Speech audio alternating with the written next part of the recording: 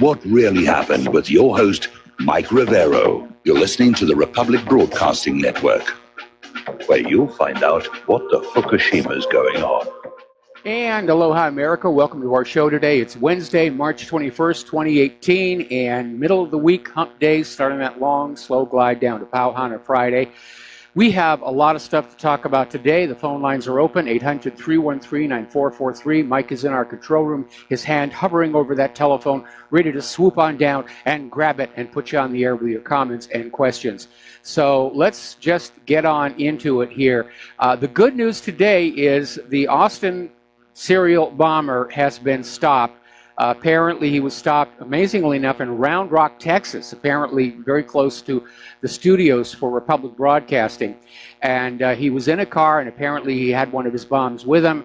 And when the SWAT team moved in on him, he detonated the bomb, killing himself, wounding one of the SWAT people. And apparently he was 24 years old, Mark Anthony Condit, and apparently was unemployed. For some reason, the media is really pushing the fact that he's Christian and he's homeschooled, but apparently he has no prior criminal record whatsoever. And so the first question I have is, was this guy on prescription antidepressants?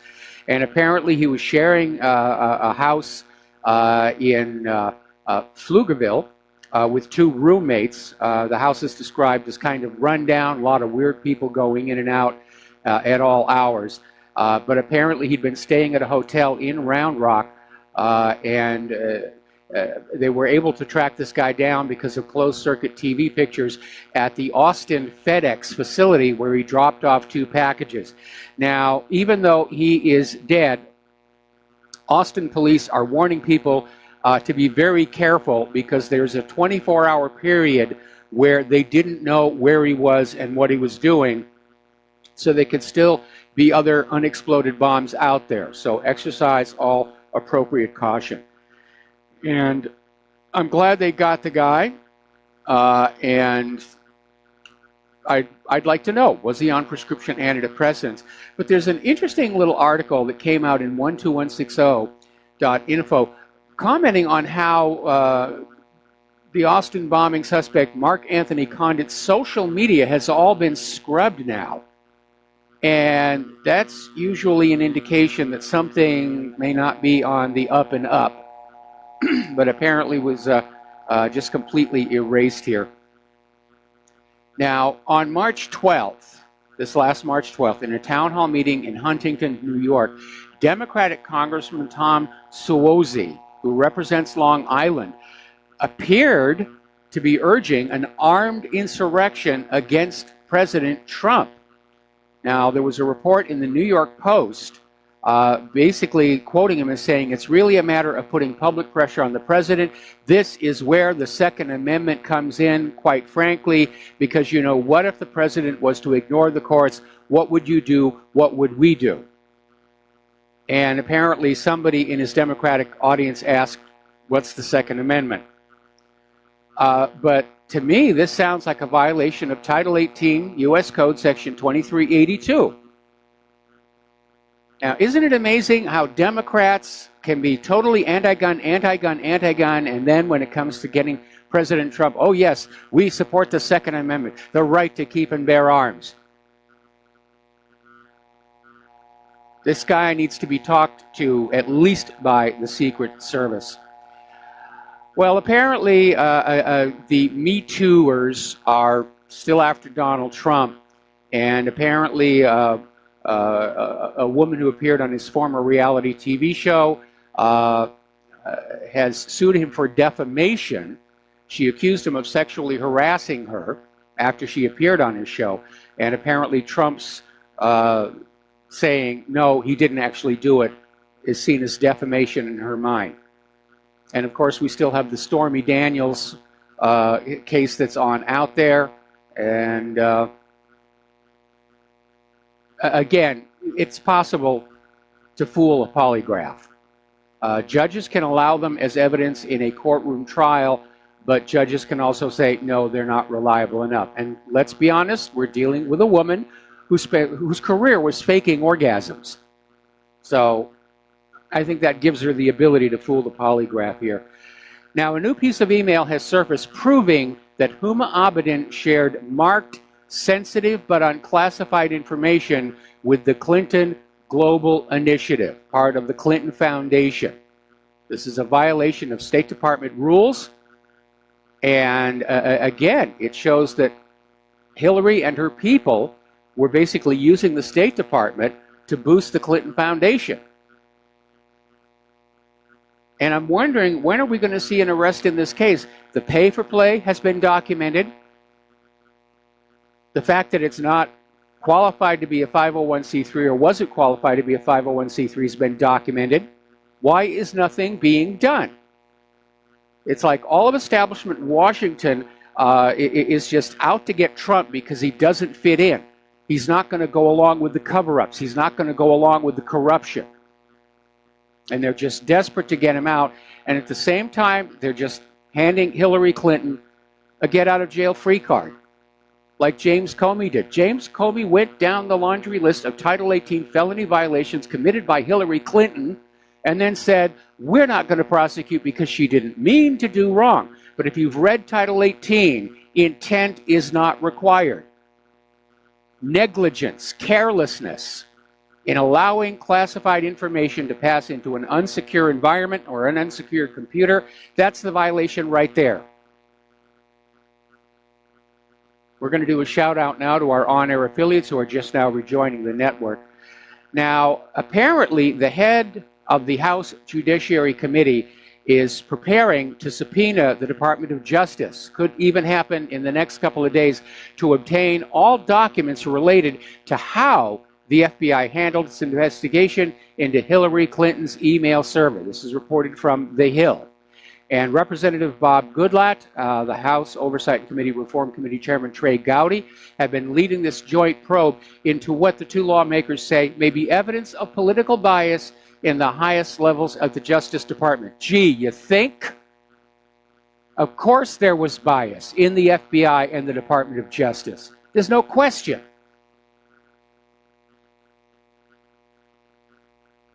But the American people have a right to know if, in point of fact, a serving Secretary of State was running an espionage operation, selling sensitive U.S. government secrets to foreign interests using her email server with weaker security than Ashley Madison, and using that Clinton Foundation to collect and launder the payments. Because remember, something like 40% of the money going into the foundation came from foreign sources. That includes all the money that came from the Russian investors into the Uranium One deal that Hillary greased the skids for. Now, over at Judicial Watch, Tom Fitton is saying, we're not done with McCabe. The scandal is not over. The FBI and Department of Justice cover-ups continue on both the Clinton emails and anti-Trump texts. It's time to clean house at both of those.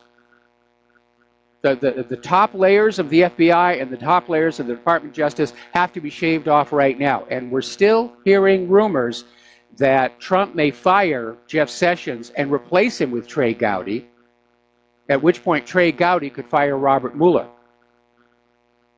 Now, down at Freedom Watch, Larry Klayman is trying to mount a petition drive saying that he should be the next Attorney General. And I wouldn't have a problem with that. I'm very familiar with Klayman's work over the years. I became friends with one of his lawyers when he was still at Judicial Watch all the way back during the Vince Foster case. And I followed Larry Klayman. He is unbiased. He goes after corruption in both parties with equal relish. We need a man like him somewhere.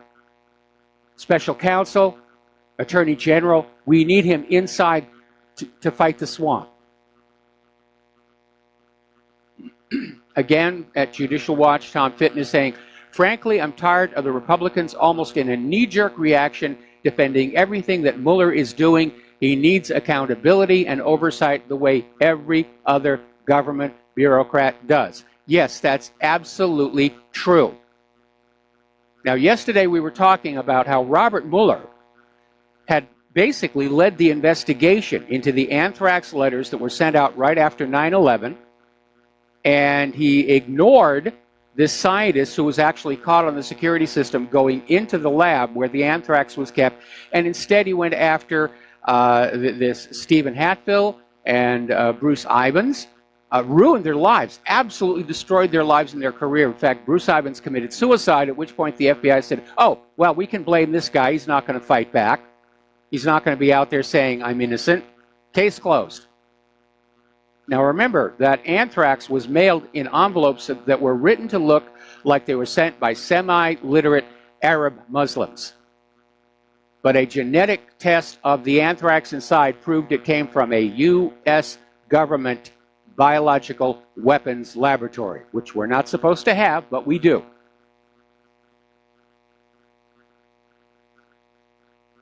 Now, to bring you up to date, you have to remember that Robert Mueller also lied about Iraq's non-existent nuclear weapons.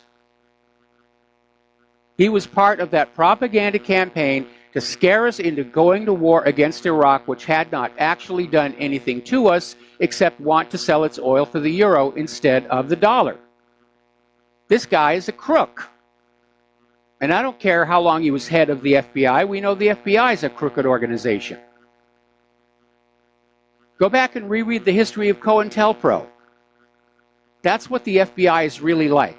They're not the nice bunch of crime solvers you see on TV shows and movies. That's all propaganda.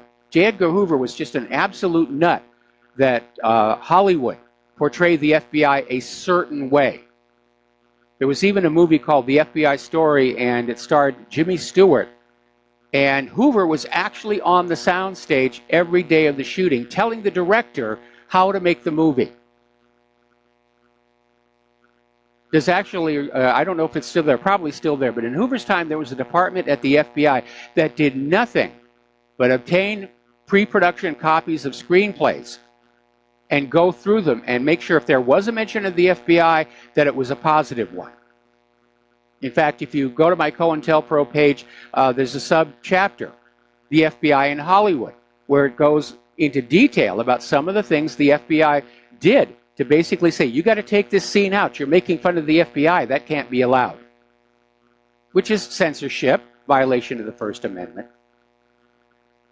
Now, there's another article over at the original antiwar.com, and it's saying something that I've seen in a lot of different places. We even mentioned it on the show earlier. And it's Pompeo and Haspel are symptoms of a deeper problem. And basically what the article is saying,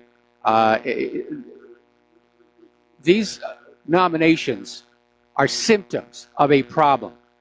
Before being chosen by Trump to head up the CIA, Mike Pompeo was one of the most pro-war members of Congress. He's constantly hostile toward Iran, and many times he's erroneously claimed that Iran is the world's #1 state sponsor of terror. The reality is Iran does not attack and does not threaten the United States. Iran has not initiated a war of conquest in over 200 years. That's not their nature. But apparently Trump, and this is something I firmly disagree with him on, Trump believes that enhanced interrogation, which is polite speech for torture, can actually work. And experts in the field of interrogation say, no, it doesn't. It absolutely does not work. What you get is the victim of the torture screaming out whatever he thinks the torturer wants to hear to stop the pain. All torture is good for is getting politically expedient confessions. And that's what it's been used for, from the Inquisition to the Nazis, to the Americans in Vietnam, to the Americans today or recently in Iraq. Little story, little historical story. During World War II, in Germany, there was an interrogator who was very successful at getting information out of captured pilots. And he didn't use torture. All he did was he made friends with them. He got, he would actually take them out of the POW camp, take them into town, feed them a decent meal, share a few drinks with them, and just become friends. And the pilots would start talking.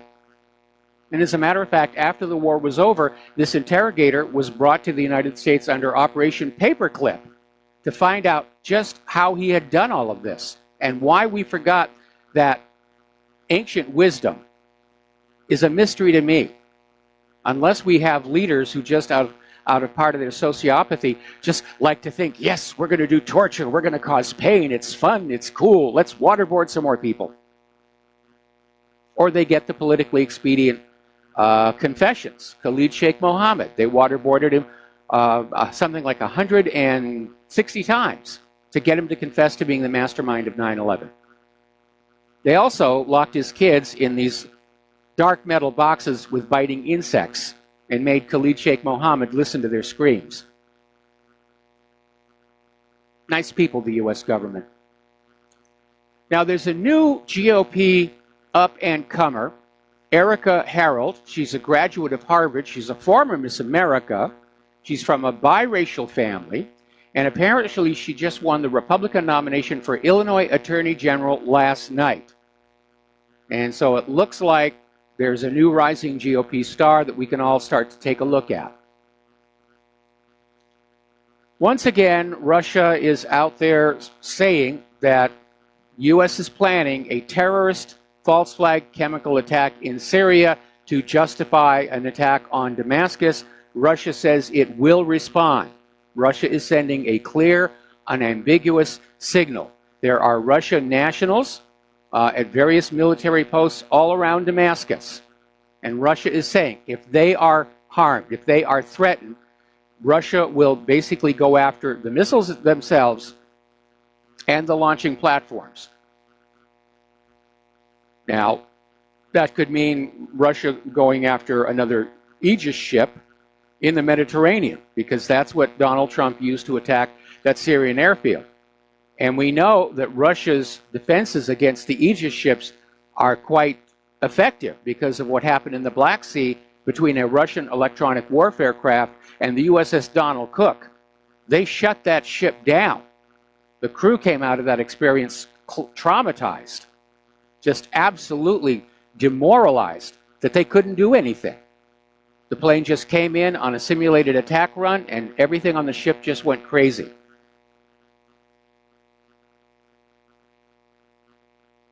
Now, apparently, as the US-backed terrorists continue to flee, the Syrian government forces are finding more and more chemical weapons. And according to the Russian Ministry of Defense, basically so far they have found 40 tons of chemical weapons and their precursors left by the militants. So yeah, it's been these US-backed militants, terrorists, carrying out these chemical attacks and trying to frame Assad for it. But Assad gave up all his chemical weapons. It was a deal brokered by Russia. It was supervised by international inspectors. Assad doesn't have this stuff. Of course, the pro-war propagandists are saying, well, obviously he hid some. He didn't give them all up. He's got to have chemical weapons. He's using them on his own people. Okay, why? That's where the story falls apart. Assad does not have a motive at this time to use chemical weapons. He's all but won the war. And he knows that any kind of a weapon of mass destruction will justify an American attack. He doesn't need that. He doesn't have a motive. The only one who gains from a chemical weapon attack in Syria, blamed on Assad, is the United States war hawks. Because right now, the American people are tired of all these wars. The U.S. is facing global condemnation for being inside Syria without the permission of Syria's legitimate government. Syria wants them gone. Russia wants them gone. America needs to craft some kind of a political weapon that will allow them to say, see, we were right all along. Assad is doing this. The attack is on. Now, we're going to take a break for some commercials. When we come on back, latest developments from Syria and the other wars around the world. We'll be right back. And aloha, America. Welcome back to our show. And once again, if you are able to help in even the tiniest way, Republic Broadcasting needs you. The postal address to send a check or money order, or if you prefer anonymity, even cash, is Republic Broadcasting Network, 2251 Double Creek Drive, number 302, Round Rock, Texas, 78664. or if you want to become a recurring subscriber, the phone number is 800-724-2719, extension 03. Folks, we really need it. We're not kidding about it. Republic Broadcasting is right on the edge, and we need your help to survive.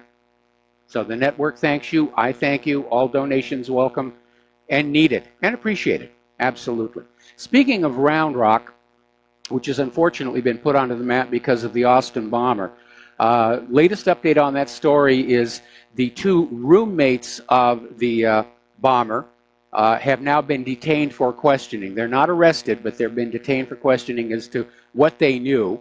And if they knew something was going on and failed to report it, they could be in serious trouble. Apparently, bomb detection dogs have been brought to Condit's home, and police are planning to evacuate several blocks around the house before they start digging to see what's in there. I mean, obviously, this Condit planned this for a long time in advance. After that first bombing, it's not like you could go on into a chemical store and say, I need things that go bang. I'm curious as to what filler he actually used. Obviously, the easiest one to fabricate on your own is AMFO, but these were fairly small packages. And the police did say there was some kind of a unique fingerprint to the filler, which is how they knew all the bombs came from the same source, except the last one, which was the incendiary device. That one appears to have been a copycat crime, and I hope they catch that guy as well. Okay, let's go to the phones here. Kevin in West Virginia, aloha, welcome to the show. What's on your mind? Hey, Mr. Mike, I have a few things on my mind today. The first thing that I wanted to address with you is this thing with Seth Rich, this investigator being killed, or not killed, he was wounded. I don't think he's dead. But to me, this adds more fire that Seth Rich was definitely the leaker to Julian Assange. I agree. I agree. This ex-Marine apparently shot him and then ran over him. This investigator slash lobbyist has been injured, but he did survive. And I imagine he's probably mad as a hornet right about now. Yeah, what a tough dude. The second thing I wanted to get at with you was yesterday, of course, you addressed the shooting that was maybe, 70 miles from my house, 80 miles maybe, the shooting in Maryland. Yes. I heard you say yesterday the timing. I have a few other questions. With Parkland, the police not doing their job, and then this time the police being, or the resource officer being there. I also want to say the police... Excuse me. Can you talk a little closer to your telephone mouthpiece because you're breaking up and it's very hard to understand you? Is that any better? Yes, that's much better. Thank you. Is it? Okay. The shooting that was yesterday, that is pretty close to my house, about maybe 80 miles from my house.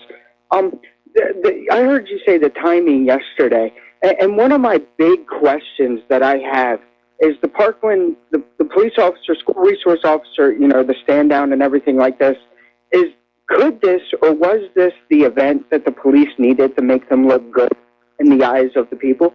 Well, my conclusion is that this incident in Maryland is the real deal. Apparently, the shooter had a relationship with the female student, and apparently she dumped him and had become friends with this other male student. And this kid snapped, and again, I want to know if he was on prescription antidepressants. Absolutely, I totally agree. And then the third and final thing, I ran across, and this is one of these bizarre articles, I ran across an article, KDKA, CBS affiliate out of Pittsburgh, PA, ran an article about MIT. If you go to MIT and give them $10,000, they will then kill you and upload your consciousness to a computer. Again, this goes along. Yeah, I was wondering your thoughts on that. Yeah, I'm certainly not going to give $10,000 to anybody to kill me. I like being alive. I don't have $10,000 because I just bought a car. But we don't even know how the brain works. And the idea that somebody could somehow upload it to a computer where it would actually make any sense, I mean, that's right out of, what was that Johnny Depp movie, Transcendence, which is a good movie, and I really like it. It's also right out of the storyline for Brain Scan, which was Natalie Wood's last movie. But I don't think the technology is really there. First of all, why do they have to kill you to upload your consciousness? Can't they just copy off your consciousness and demonstrate that it's actually there inside the machine? So I don't think it's MIT. I think it's a private company that's associated with MIT. Yes. Well, you have a great day. That's all I have for you. All right, thanks an awful lot. We're going to take another break for commercials. We've got another caller waiting on the line, and we will be right back. Aloha, America. Welcome back to the show. And before we go back to the phones, I do want to get this one story in here. We were talking about all the 40 tons of chemical weapons that have been recovered from the abandoned bases of the U.S.-backed militants. And I wanted to follow it up. There's a Syrian war report. Apparently, there have been 3 chemical weapons attacks that were thwarted by the Syrian forces. So they're out there. They're trying to get these chemical weapon attacks done so they can frame Assad and launch a new escalation into Syria. Let's go back to the phones here. Dustin in New Jersey, aloha. Welcome to the show. What's on your mind? How you doing, Mike? Doing okay. Yeah, they found, Mike, some of those machines that make these chemicals are made in Canada. So, I wonder how they get over there, huh?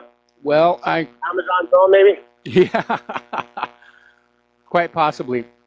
But, you know, I mean, they've shown photographs of some of the chemical containers, and they're made right here in the United States of America.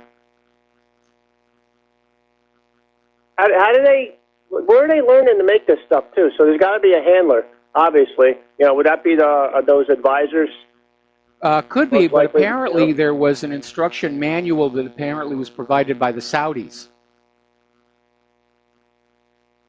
Same Saudis that Trump was sitting next to the other day with a big cardboard cutout of pictures of different weapons he was selling them. And that was the most bizarre thing, Mike. I've seen a lot of bizarre stuff, but that had to be the most bizarre scene I ever seen. And it looked like Bin Salman looked a little uneasy about that. He was given like a smirk, and I bet you it was a smirk of dissatisfaction, actually. Could be, or could just be the jet lag.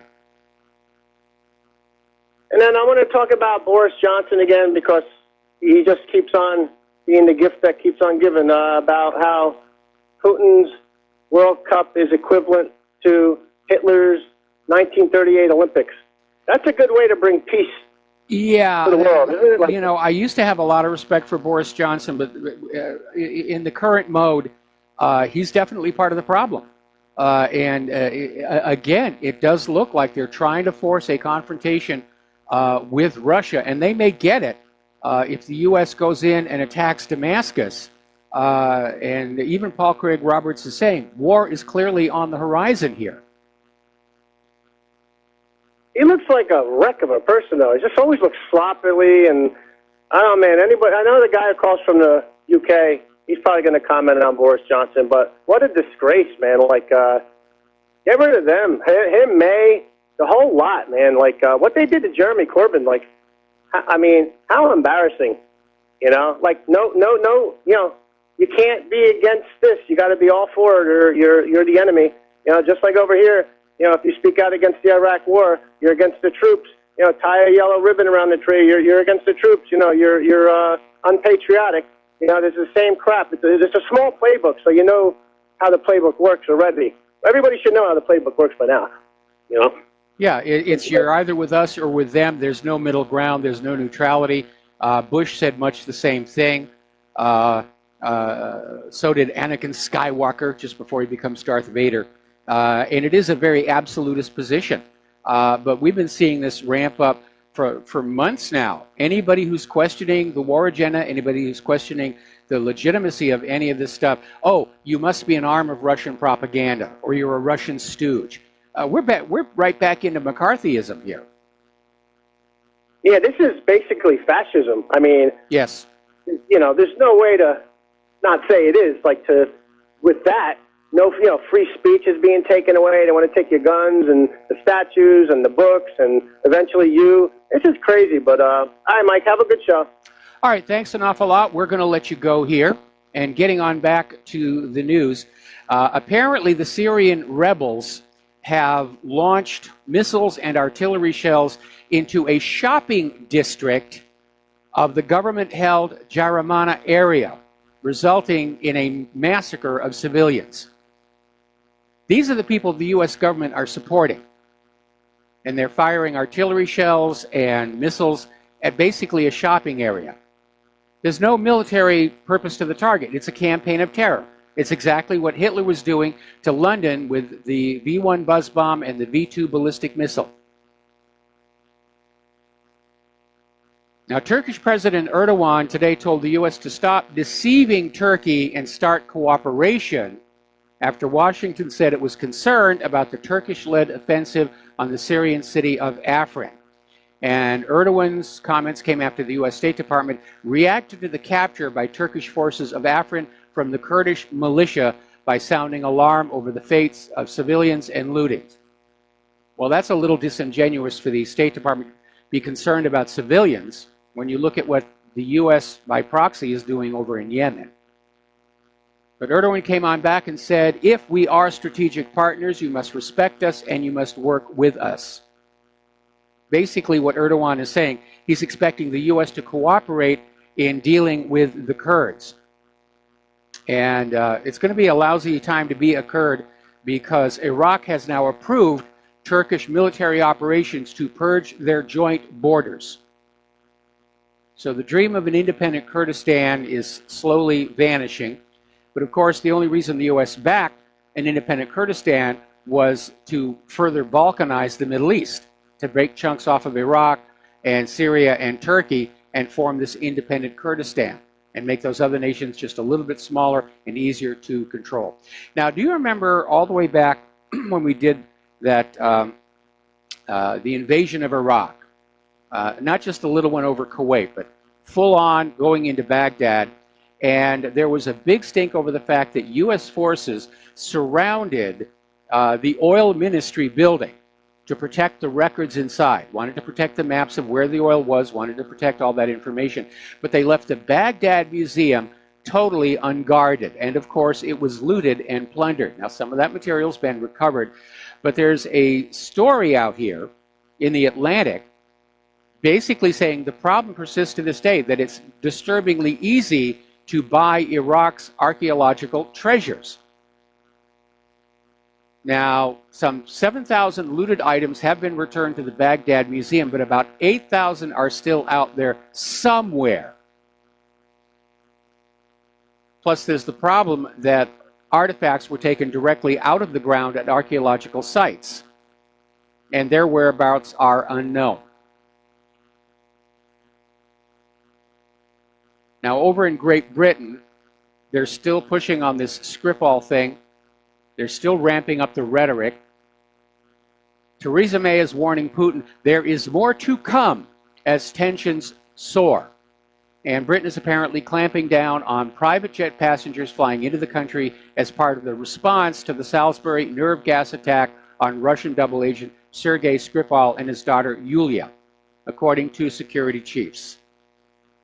But there are a lot of questions about this whole affair that are not being answered, or the answers are unsatisfactory, conflicting. Why are we not hearing any updates on the conditions of Sergei and Yulia Skripal? Since the first week, we know they were sick, we know they went to the hospital. Are they still alive? If they're alive, what's their current condition? What symptoms are they displaying? Now, in a recent letter to the Times, Stephen Davies, consultant in emergency medicine at Salisbury National Health Service Foundation Trust, wrote the following.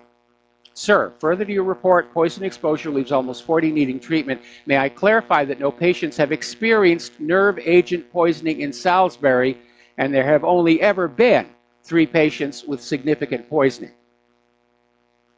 So that's remarkably odd. You have a guy who's in a position to know saying that whatever poison was used, it wasn't a nerve agent.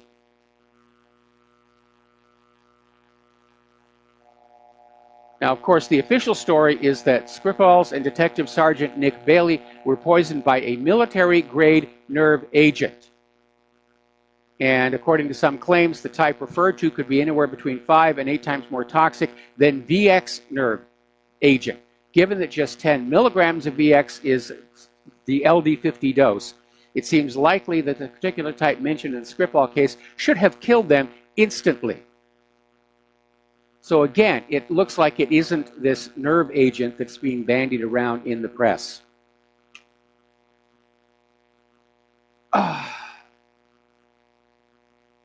So, and it just goes on and gone and gone and gone. They're pushing military-grade nerve agent, must be Russia, must be Russia. Basically, this is a repeat of Saddam and his nuclear weapons. That's what's going on here. And there are a lot more questions. There's a lot of... This story doesn't make sense. It really doesn't. Jeremy Corbyn is right. There should be a full investigation in accordance with the Convention on the Prohibition of Chemical Weapons. There's a protocol already laid out that everybody who signed that treaty agrees to. Britain is not following it. It's a rush to judgment.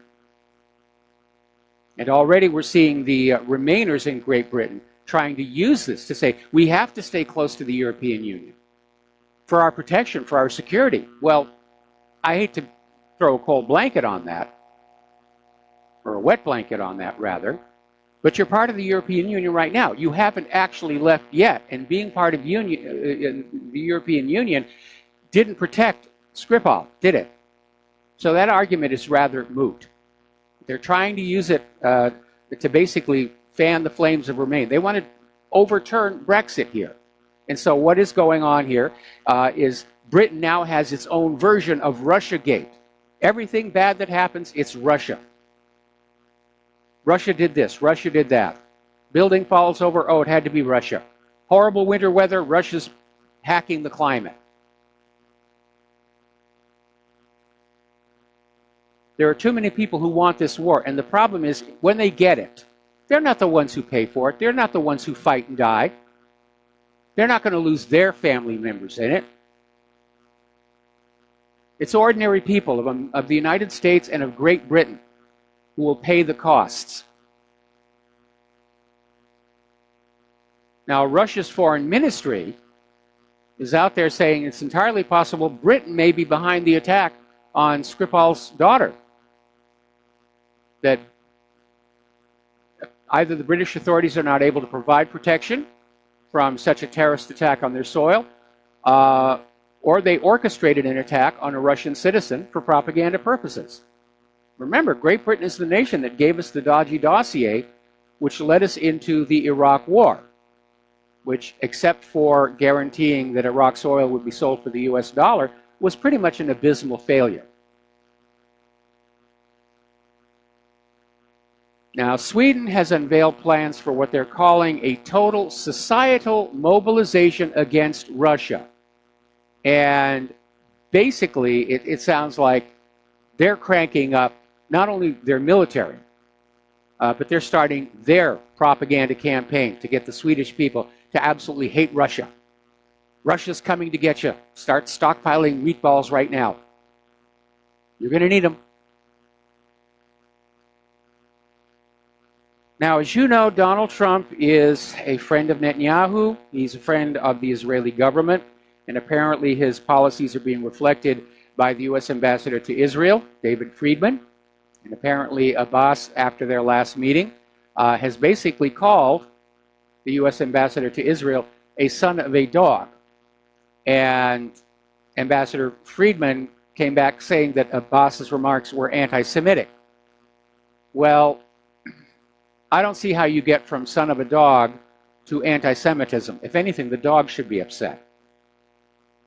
But the war of words is escalating. Now, remember the Palestinian teen, Ahed Tamimi? She was arrested because she slapped a soldier that had just shot a member of her family. And her arrest and detention was triggered global outrage and concern. There were rallies.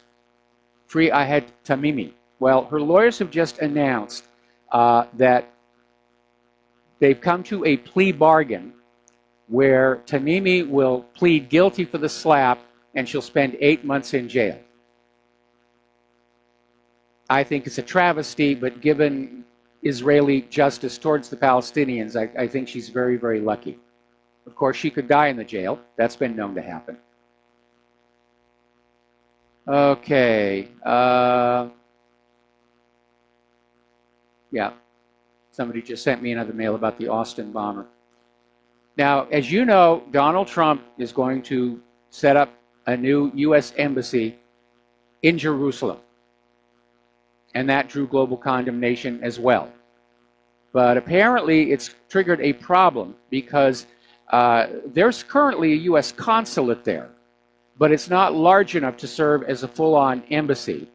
And so they need to be taking over the hotel right next door. Now, that hotel is actually owned by the U.S. government, but it's been leased to house 450 Soviet immigrants, many of whom are in their 80s.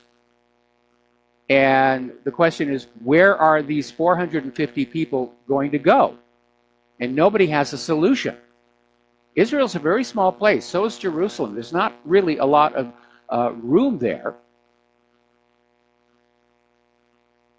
But supposedly the consulate will be promoted to full embassy on May 14th, which is coinciding with the 70th anniversary of Israel's Declaration of Independence, although the red tape may force a postponement.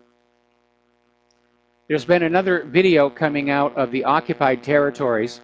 An Israeli settler from Havet Mor unleashed his dogs to attack sheep being herded by Palestinians in the occupied South Hebron Hills. And this kind of violence has a long history with settlers who, for the most part, go unpunished and are even supported by the Israeli soldiers.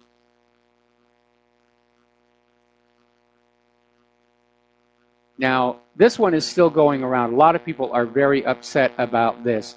Apparently, U.S. 3rd Air Force Commander Lieutenant General Richard Clark basically came on out and said that American troops should be ready to die for Israel and be willing to be placed under Israeli commanders responsible for battlefield decision making.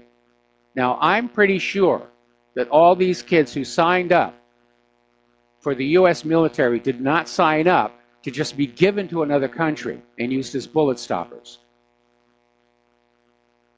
And I can imagine they're going to be very upset. I can imagine they're probably not going to be all that motivated to go on out there and be bullet stoppers.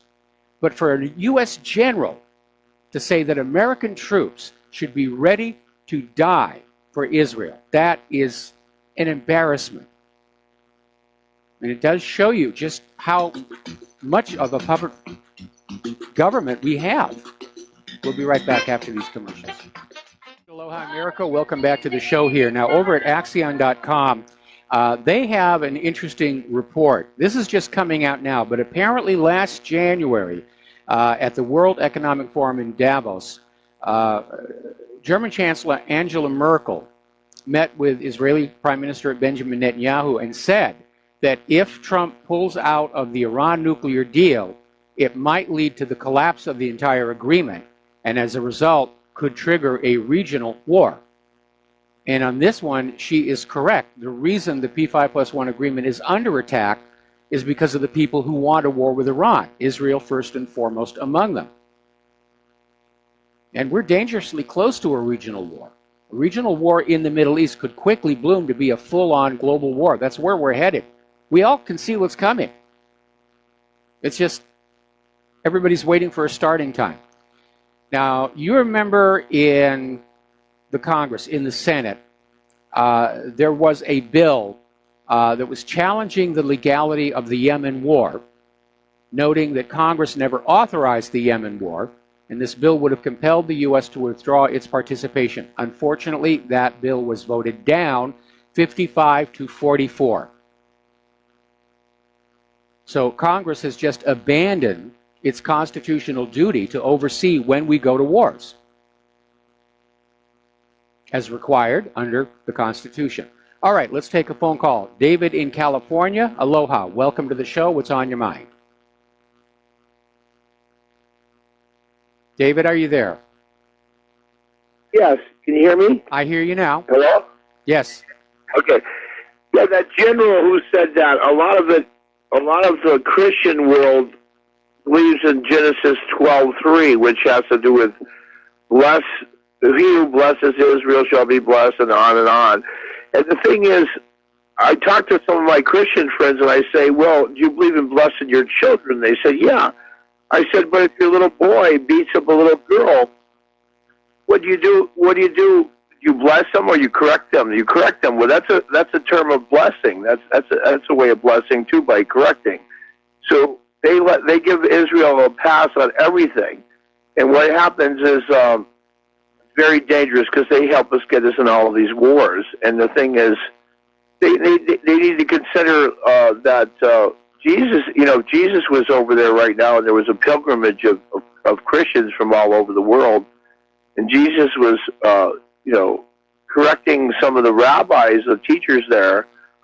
They would throw him under the bus, some of these Christians, because they would think, oh, you're going against the chosen people. We're supposed to bless them. They just really missed that whole thing about bless Israel. I'm not saying we shouldn't care for the safety of different countries over there. I'm saying the way they misinterpret that one scripture gets us in a lot of trouble internationally with all these wars. Well, there's no question that Israel has very skillfully manipulated the Christians of the United States into supporting Israel's agenda, especially looking at the Christian Zionists.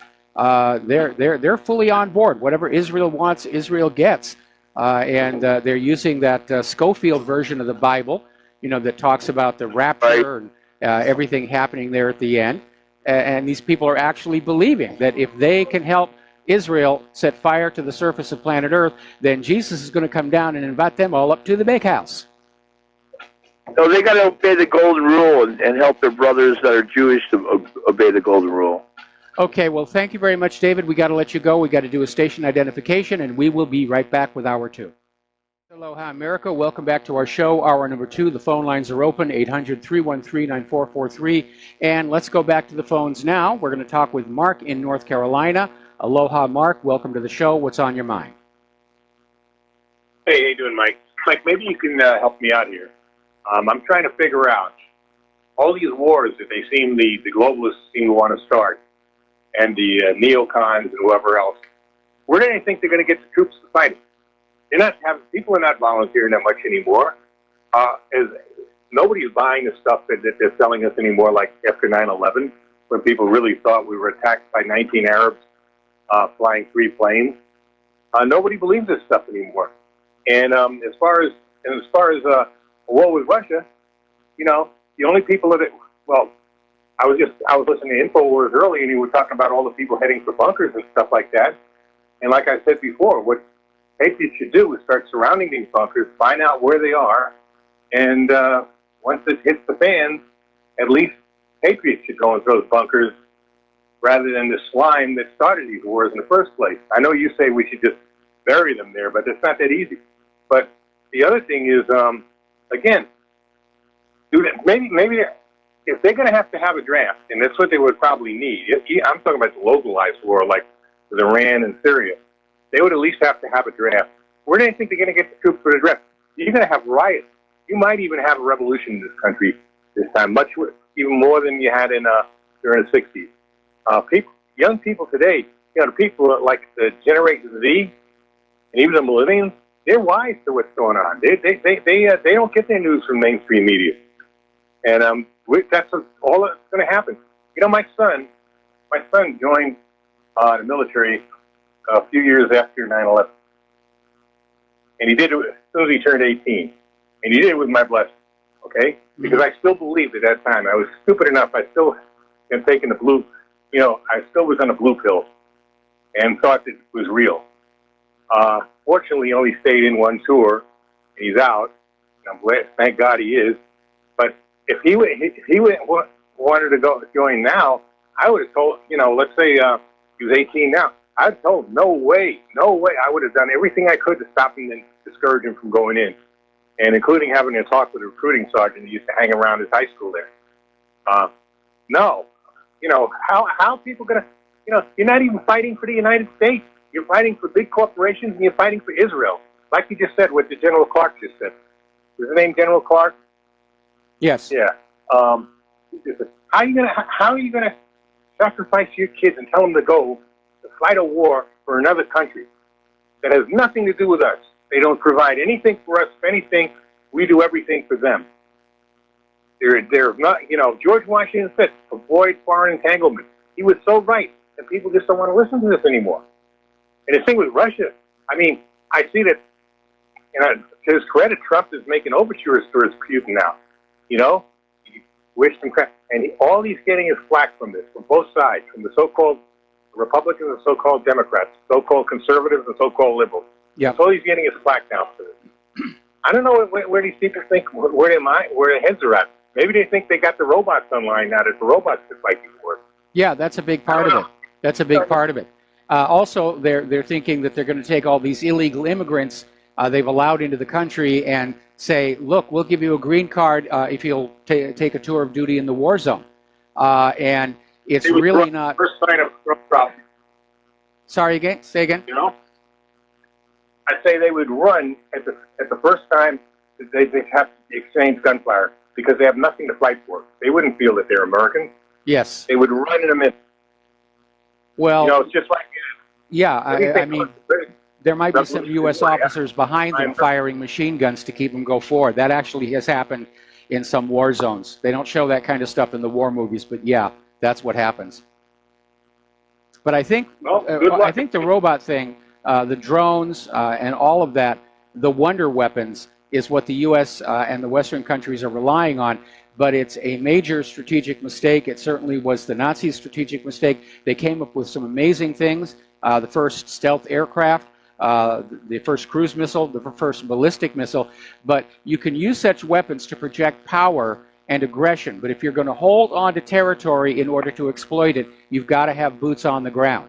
I mean, that was the big lesson out of Vietnam. You cannot win a war from the air.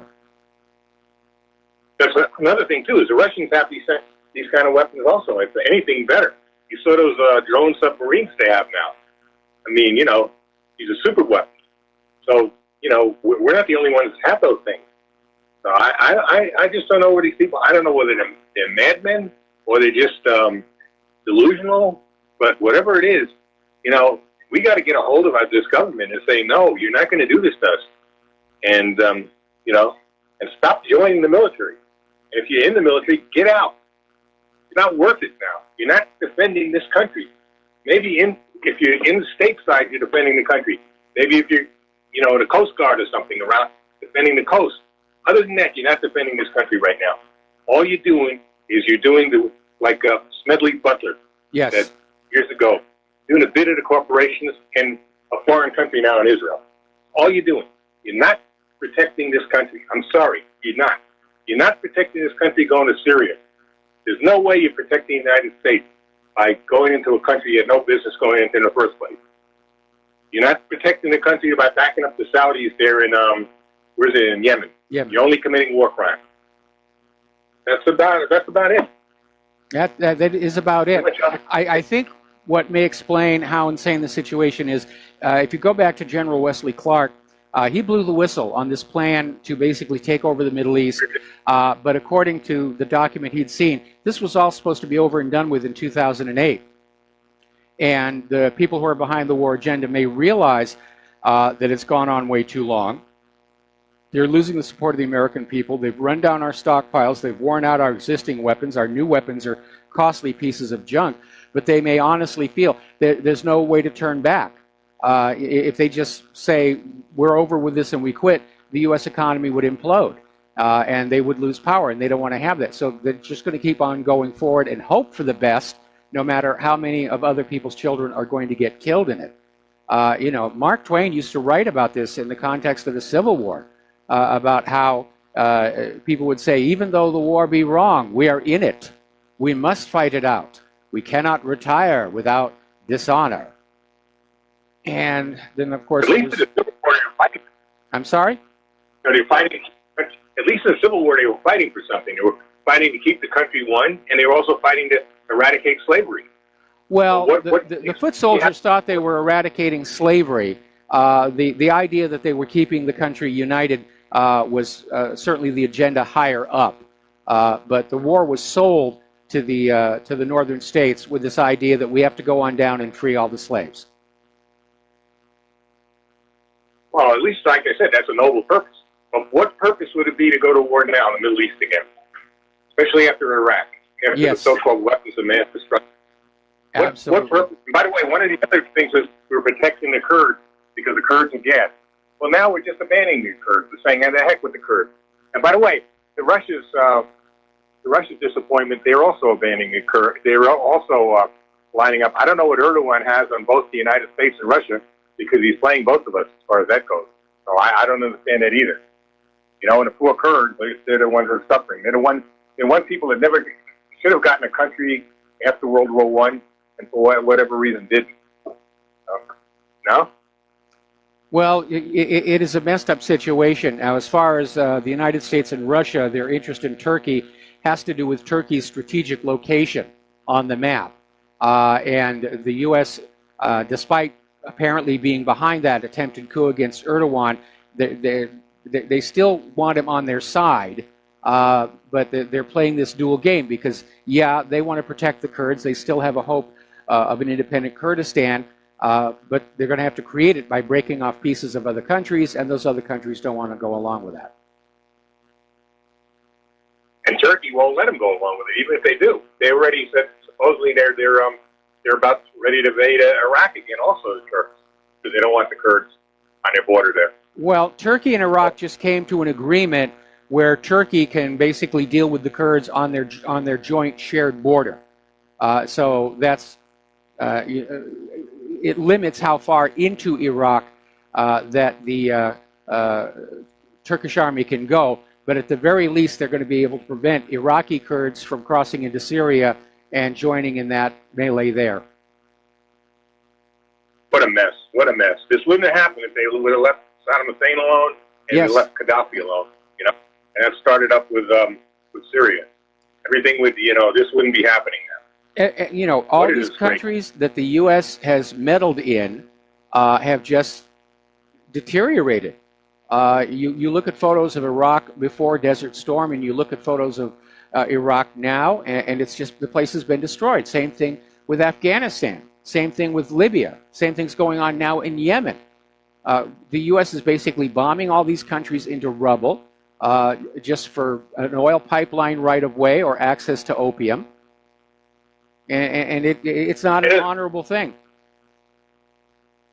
Another thing, too, they're just opening the door to even more terrorism at some point. This time not for religious reasons, but just because they're so angry at the United States for what we did, they're going to come into this country, and you see how easy it is to conduct terror, even if you're some 24-year-old kid who, I don't know what his problem was, how he had all of Boston on almost in panic. Okay, so just imagine if some of these people, let's say, who think they've been betrayed by the United States or be hurt by the United States, come over here and start and take some of their tactics that they learned, some of them learned from the U.S. military, and start coming over here and doing their thing over here, you know? Yes. Yeah, I mean, it's a real danger. I mean, nobody just gets up one day and says, there's nothing on TV, I'm going to be a terrorist. They become a terrorist when they're just living their own lives in their own countries. They're at the marketplace, there's a hideous explosion, and people they've known all their lives are lying in bloody bits around their feet, and the shrapnel's all stamped made in the USA. Yeah, and they might say that, well, this is a religious thing, Allah wants me to do it and all that, but that might be just their excuse. They might just saying this to give themselves a reason to do what they got to do, you know?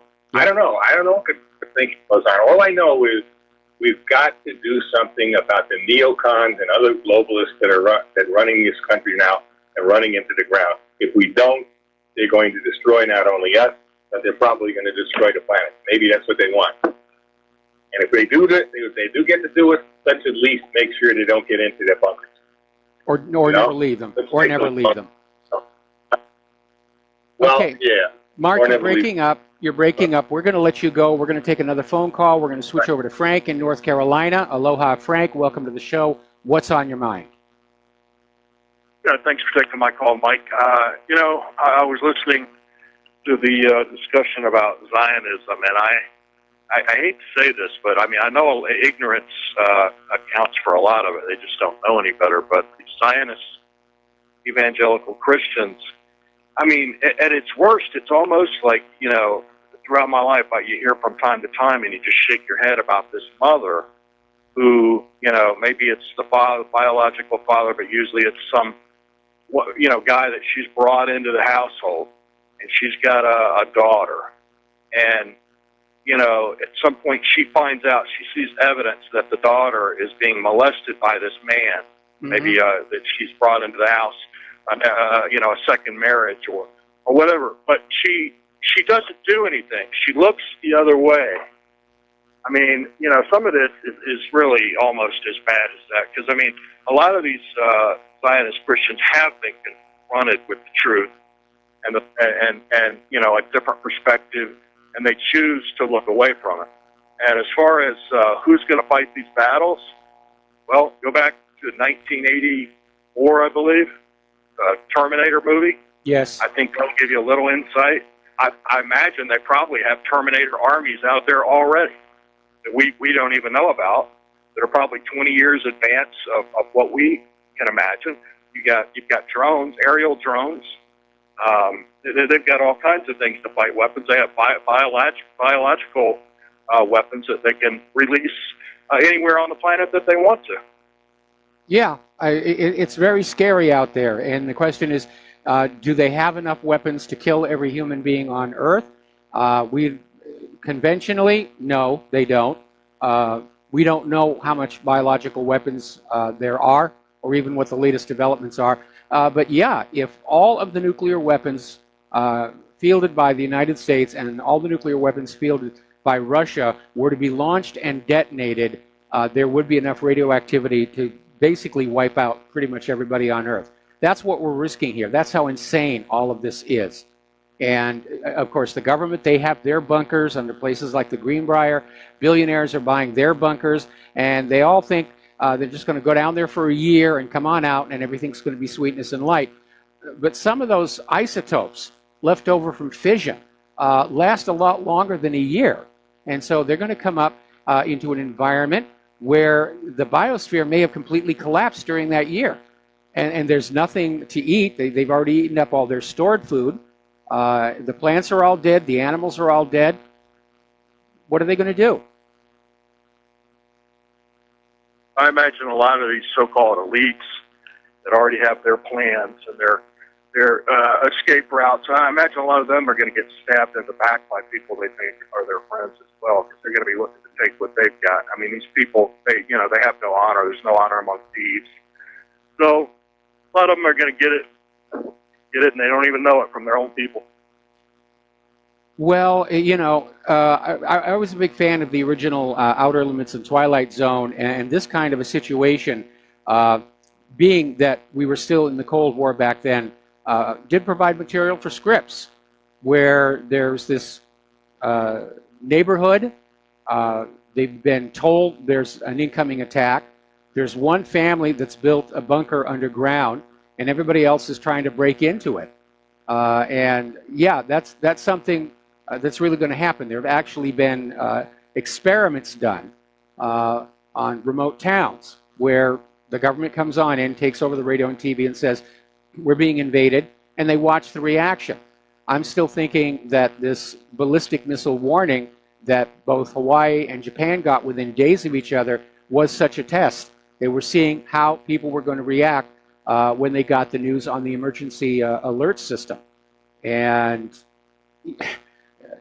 that's why I keep telling people, if you're a prepper, don't tell anybody. Don't tell anybody about it. First of all, unless they're a fellow prepper, you're going to get laughed at. Oh, he's a prepper, they're such kooks and whatever. But the reality is, if something bad happens, yeah, your neighbors are going to turn on you. So if you are a prepper and you've got whatever, you better hang onto your guns, because you're going to need them, and you better be prepared to use them. All right, that's all I got. Thanks. All right, thanks an awful lot. We're going to let you go. We're going to do a belated shout out to our on-air affiliates who are just now rejoining the network. And let me just get this one thing done and get on back to our little talking points list. Now, Japan, despite all the brouhaha about North Korea, is expressing concern that China is actually the bigger potential threat. And so China right now is dominating Japanese military planning. And that's rather interesting after all the rhetoric about how dangerously out of control North Korea is. All right, let's take a phone call here. Steve Elkins, aloha. Welcome to the show. What's on your mind? Just kind of follow up what Frank was talking about, and you were talking about the nuclear weapons. We would also see a nuclear winter, which would pretty much kill everything off, and then the soil contamination would probably go down at least a foot or more. So I don't know how they figure they can just live on canned goods underground forever and ever, but you wouldn't be able to cultivate anything. Nothing would grow, and they would all be contaminated, what you could have. It's a dead-end situation. Shouldn't happen, but these people haven't quite thought this out, I guess. I don't think they have. Well, you know, they're living in this fantasy world that nuclear war is survivable and winnable, and I guess they've grown up on too many movies where there has been a nuclear war and people do survive it, and they do come on up out of the bunkers, and it's a beautiful, glorious world out there. But you're absolutely right. Steve, we got to do a commercial break. Stay on the line. I want to come back to you after these few words. Aloha, America. Welcome back to our show here. We're talking with Steve Elkins. And Steve, there's something else to consider. It's called bioaccumulation, and what it means is that plants, when they're growing, will tend to pick up a lot of elements they don't really need, including radioactive isotopes. And we all know about the thing that cigarettes cause cancer. And what actually happened is they were growing the tobacco in this cheap mined mineral fertilizer, which included polonium-210, or radioactive material, and the tobacco plants would take the polonium-210 out of the fertilizer, and it would be embedded inside the plant. And that was actually what was causing the cancer for people who were smoking. And the same thing applies to radioactive cleanup. If you've had a radioactive spill, one of the methods they try and get the radiation out of the ground is to just plant a lot of greenery, let it grow on up. It'll take up much of the radioactivity with it. Then the plants have to be pulled up and disposed of as radioactive waste. So yeah, if anybody comes out of their bunkers after a global thermonuclear war, it's not going to be an easy go. The place is still going to be contaminated. Right, exactly. Yeah, the soil, it's going to be contaminated. I think maybe about a foot down, I read once, somewhere about a foot down, you'd have to scrape all that soil off, and hopefully that would be some soil you could actually grow. But, I mean, it's pointless. It's a slow death if you did survive, and let's just hope we never go that direction. Let's hope.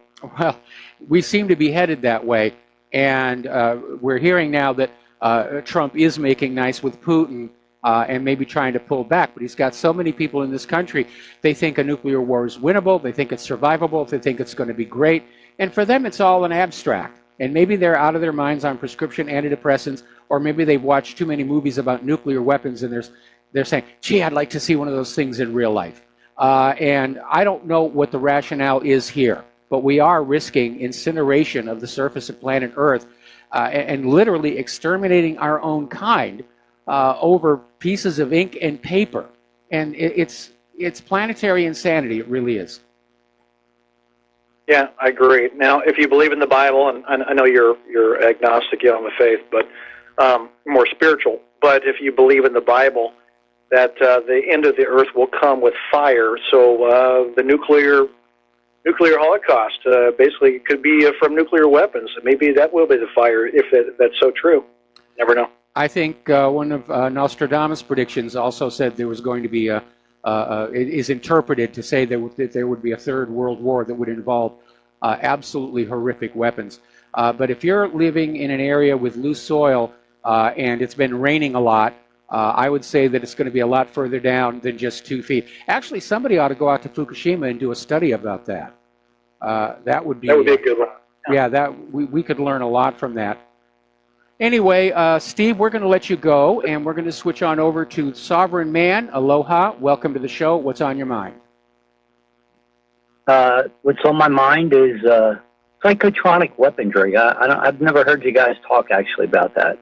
I'm not sure what the name refers to. Psychotronics has to do with electrical or electronic warfare that affects the mind. Okay. I.e., I mean, we got people walking around looking down in their little rectangles. That's a form of psychotronic warfare. I mean, they don't never look up. They always are looking down. This new 5G network, it's going up. It's going to have the ability to manipulate brainwave patterns over whole regions.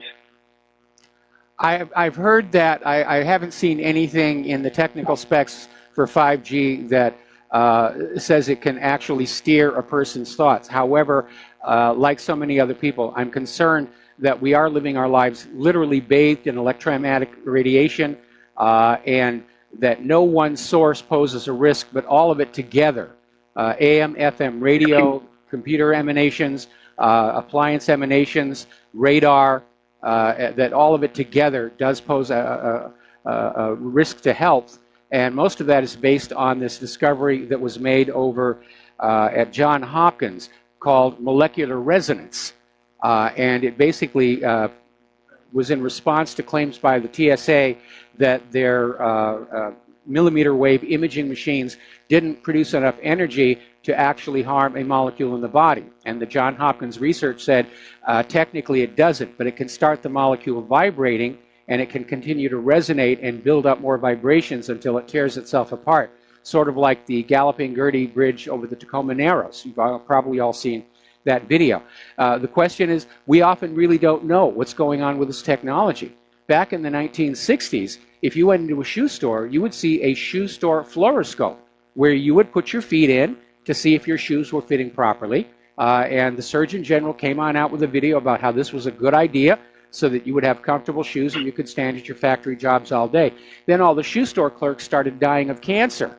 And they realized that this constant bombardment of x-rays from these machines was to blame. And it still took until the mid-1980s to get all those machines shut down. Okay? Anyway, listen, Sovereign Man, got to let you go. Got to take another break for commercials, and we will be right back. Can't hold me over. I'm having goodbye. I really do need to let you go. We'll be right back after these words. And aloha, America. Welcome back to our show here. And let's see. As you know, China has been very upset with the U.S. over the tightening of relations with Taiwan. And this is one of those situations that's just sort of been hovering on the edge of instability for a very, very long time. Now, mainland China views Taiwan as a troublesome province, while Taiwan is saying it's a sovereign, independent nation. And it's sort of been in that area of tension.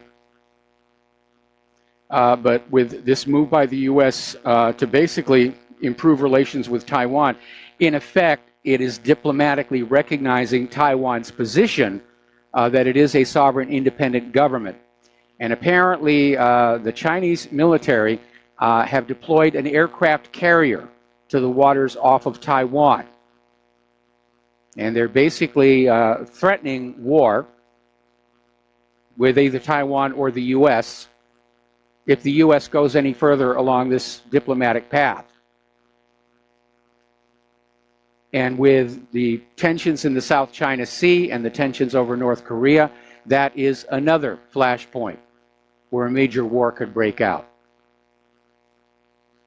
Now, the U.S. is officially admitting they're running 7 wars right now, and they're not doing very well in most of them. Still stuck in Afghanistan, never leaving Iraq, losing in Syria, probably losing in Afghanistan as well, Libya, the proxy war in Yemen, Niger, Somalia, and they probably got a few other covert interventions going we don't know about. Now, Lavrov is warning the U.S. presidential administration that provocateurs are out to sabotage Trump's meeting with Kim Jong-un, that they want to sort of poison the water before the meeting even happens, or otherwise head it off with maybe actual war. But they don't want to see Trump come to a deal with North Korea, because they know the next step after that is that North and South Korea would reunite, And that means North Korea would be basically safe because we're buddy-buddy with South Korea. We depend on them for a lot of products. My Hyundai is made in South Korea, for example. And of course, there's that issue about the One Road, One Belt initiative in China, basically running another branch of it down into South Korea to make it easier and less expensive to transport South Korean goods to Europe. And the shipping companies don't want that to happen. And with a divided Korea, that One Belt, One Road project would stop at the DMZ. Now, Trump has just announced that he's going to boost exports of lethal drones to more U.S. allies. He's going to make it easier to export certain types of lethal U.S.-made drones to potentially dozens more allies and partners. So, yeah, they're planning on fighting and winning World War III primarily with robotic equipment. Wonder weapons. So we'll see. Now, a top nuclear commander, U.S. Air Force General John Hyden, he's commander of the Strategic Command, said that Russia and China are aggressively pursuing hypersonic weapons, a type of nuclear missile that flies at a very high speed. And according to the general, the U.S. doesn't have any type of nuclear weapon that can defend against a hypersonic missile, so we need to get to work. In other words, we the American people have to make do with less so the military can have even more that they do. By the way, that hypersonic missile that Putin revealed on his State of the Union speech apparently is slated to go into active service the 1st of next year. It's just a few months away. They're that close to it. All right, so let's talk about the economic news here. Deutsche Bank has plunged to a 16-month low. The bank credit risk spikes. These are all bad indicators. The stock market today was just a roller coaster. It was all over the place, but it ended in the red. Not too badly in the red, but it ended in the red. And now we've got some interesting developments on the petrodollar. And it looks like China and actually the Shanghai International Energy Exchange is going to unveil an oil futures contract denominated in Chinese yuan rather than US dollars. And experts are warning that the growing clout of Chinese currency in international financial markets could erode the primacy of the US dollar, which is something obviously the US bankers and the US government do not want to see happen, because it is the world's dependence on that dollar that allows the U.S. government to exert control over other nations. And of course, it's a big profit maker for the Federal Reserve and for importers. Under the Bretton Woods agreement, under the Petro deal agreement, countries have to get U.S. dollars to buy natural resources. How do they get those dollars? They can either borrow them at interest from the Federal Reserve, or they can send the United States manufactured goods and agricultural produce in exchange for these boxes of ink and paper, actually numbers in the computer. But you get the drift here. It's a sweet deal. And it's because our nation and our economy became overdependent on this automatic flow of wealth and goods into this country that we've allowed our manufacturing to decline over the last 30 years. And when you add in that horrible gamble with genetically modified produce, nobody wants to buy that.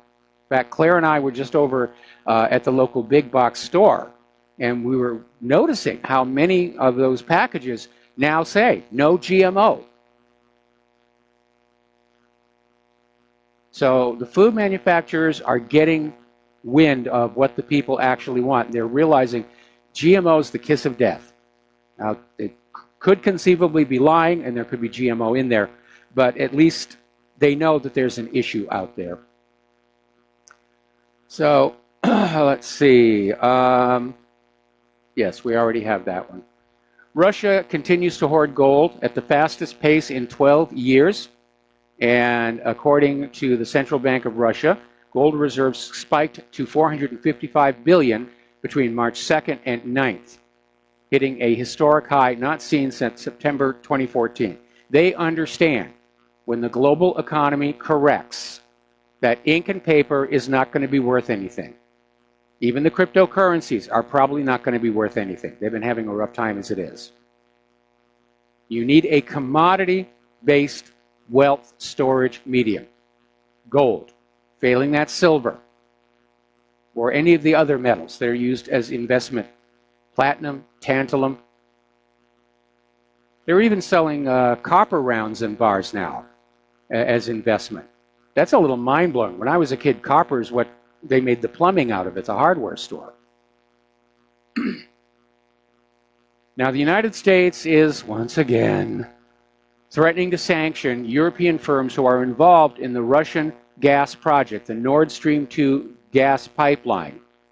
And the U.S. justification for that is they claim the Russian project undermines energy security in Europe. No, it doesn't. It's just another pipeline. But somebody else is going to make the money off of the transit fees. Look how many of these conflicts that we're in right now actually began over a pipeline debate. Afghanistan, oil companies wanted a gas pipeline through Afghanistan. Afghanistan wanted to charge them a fair price for it. The oil company consortium went over to Congress and said it's actually going to be cheaper if you invade and regime change them.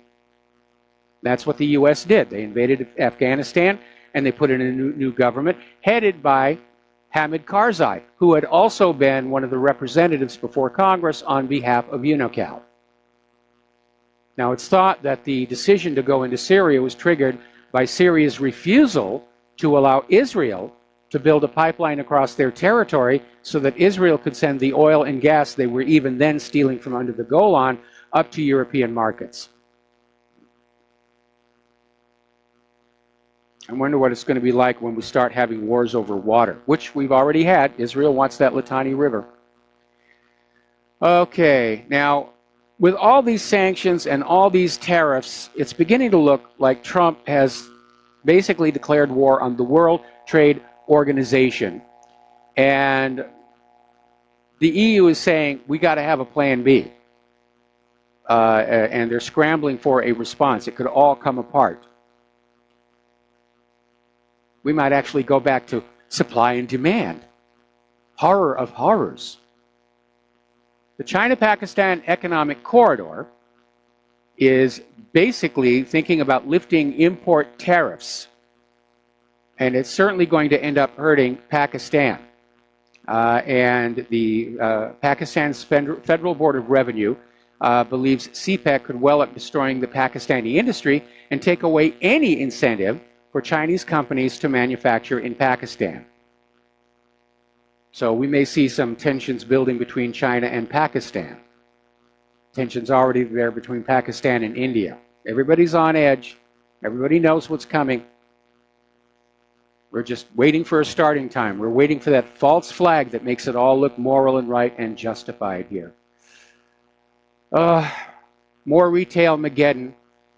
And Claire and I were down here at the local Toys R Us and the Babies R Us, and they're both going to close in a month. And that's going to be an issue. There are no more toy stores in this immediate area.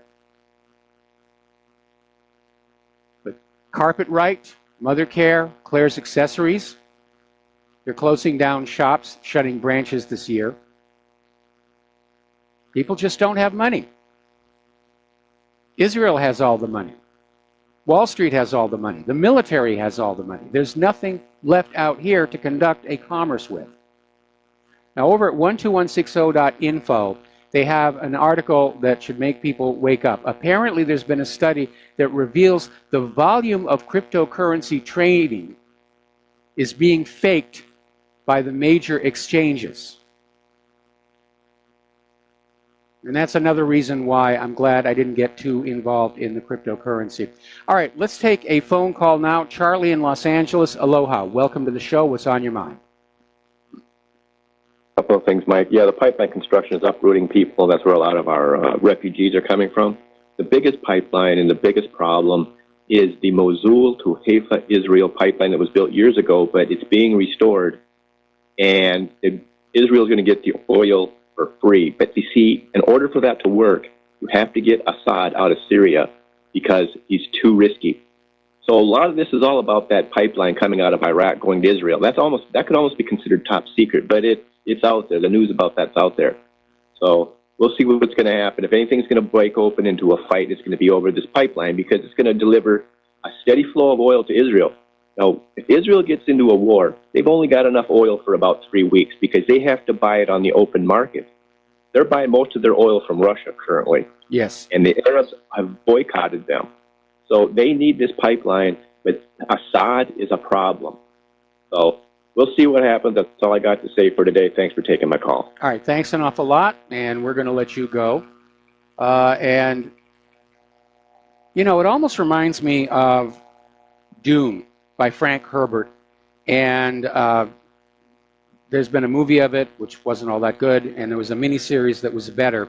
But as you read the book, and I recommend reading the book, big, thick book, you're not going to finish it in one night. But they had a commodity that was called spice. And it came from this planet called Arrakis. And it basically kept you young forever. And because of its importance, the whole society was basically shaped around maintaining that flow of spice and profiting from it. And it's a nice little parallel for our current situation, where the oil, the flow of oil, has to be protected. It has to be supported. It has to be nurtured. And all of the considerations are secondary. Like that big argument they had up on the Sioux Reservation about these pipelines do leak. They contaminate water. They contaminate the soil. But the pipeline must go on. Now, according to some of the documents released by Edward Snowden, the NSA has been working to track down users of Bitcoin. And apparently the idea of direct commerce between the people outside the view of government is viewed as a threat. And government wants to control how money moves. And so, yeah, they're trying to either find the Bitcoin users or find a way to track it or just make it go away entirely, which obviously is the solution favored by the Federal Reserve, because the Federal Reserve does not get interest payments on Bitcoins.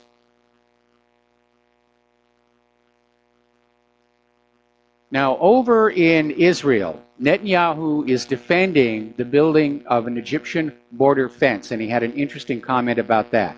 The influx of African migrants is more dangerous than terrorism. And he's basically saying that without that border fence, there's going to be over 1 million migrants trying to get into Israel. And see, it's okay for Israel to have a border fence, but here in this country, the liberals are screaming bloody murder. No, no, no, no. Everybody has a right to come on in here.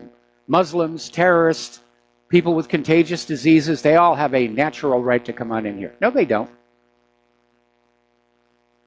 Every nation has a right to control the border and decide who comes in and who does not, to welcome in people who will be a benefit to society and to keep out people who would not be a benefit to society. That's just common sense. Now, over in France, illegal immigrants and far left activists invaded the Basilica of Saint Denis on Sunday to protest the French government's new asylum law. France is cracking down. They're making it tougher to become a citizen. And around 80 illegal immigrants and activists basically came on in and caused a ruckus, which resulted in evening mass being canceled. Now, this basilica is historically important. It's where many of the French kings are buried. But apparently police had to be called to remove the protesters and the illegal immigrants, and the church decided to cancel the evening mass out of concern that more protesters were going to show up. Okay, we're going to take a break for some commercials here, and we come on back, more about immigration, more about science, more about human-caused global warming. And aloha America, welcome back to our show here. Now, the Supreme Court is forcing the state of Arizona to continue issuing driver's licenses to the so-called dreamers after refusing to hear a state challenge to the Deferred Action for Childhood Arrivals, DACA. And DACA, as you know, protects hundreds of thousands of young illegal immigrants who came to the United States illegally as children. They were brought by their parents, also illegals. Now, this technically puts the Supreme Court in violation of Title VIII.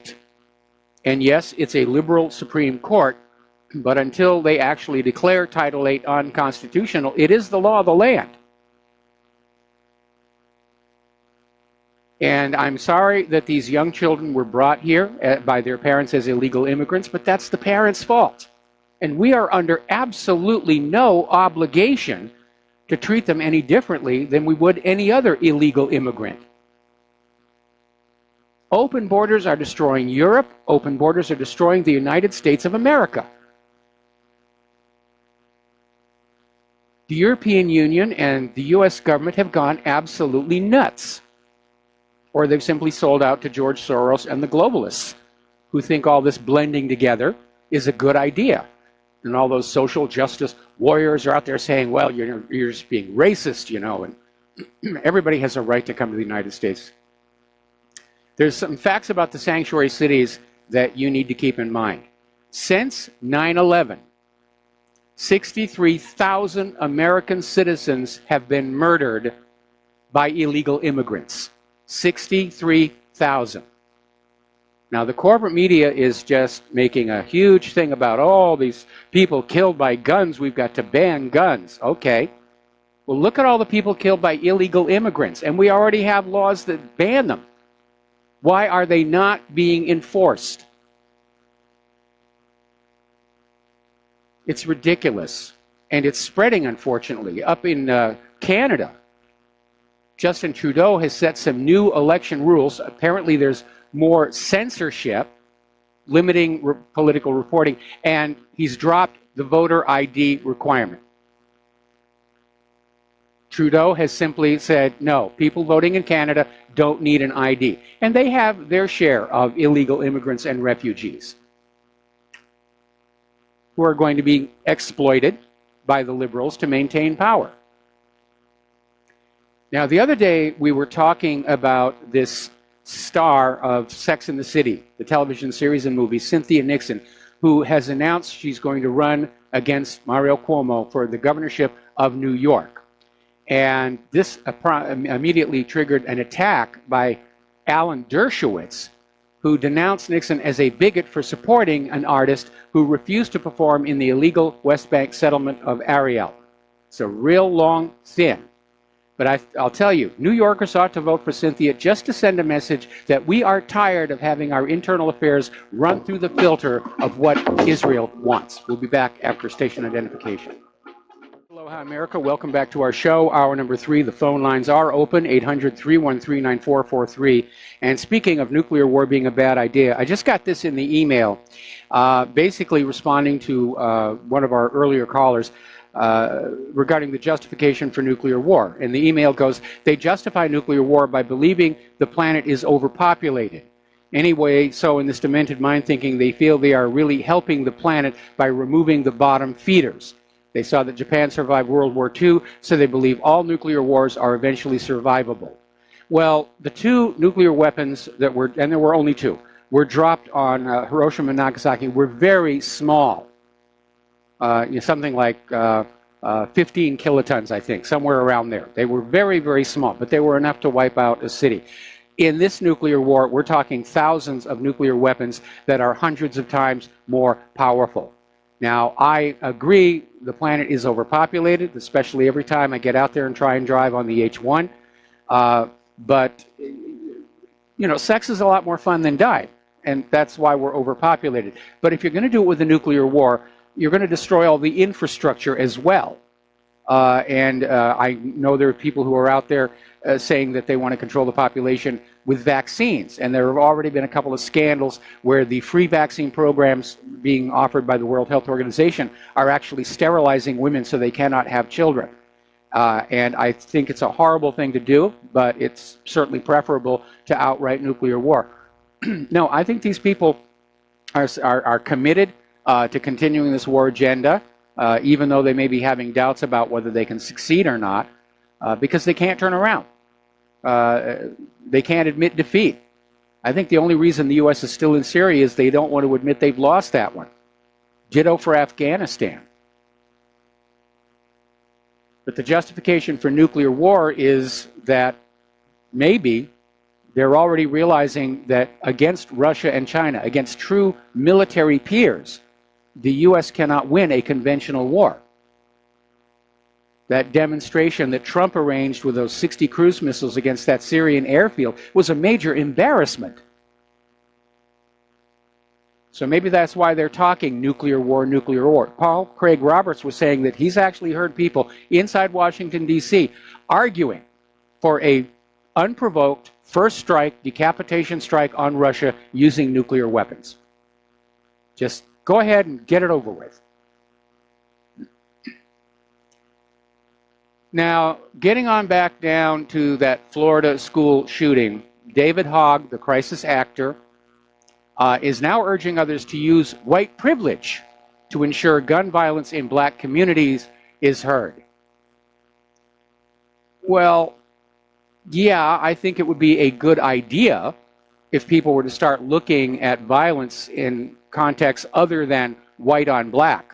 Let's look at black on black. Let's look at black on white. The numbers are rather amazing.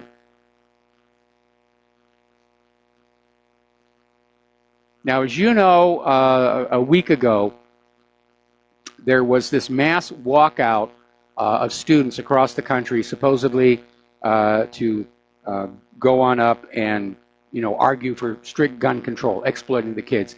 And apparently, at Harbor Elementary School, a group of 5-year-olds were taken out of class and basically went on out to march for gun violence. The problem was the principal of the school didn't know about the march, and there were no written permission slips from the parents. The teacher just went ahead and did it. And by walking these 5-year-olds out of the class and onto this march, she's basically placing them in danger.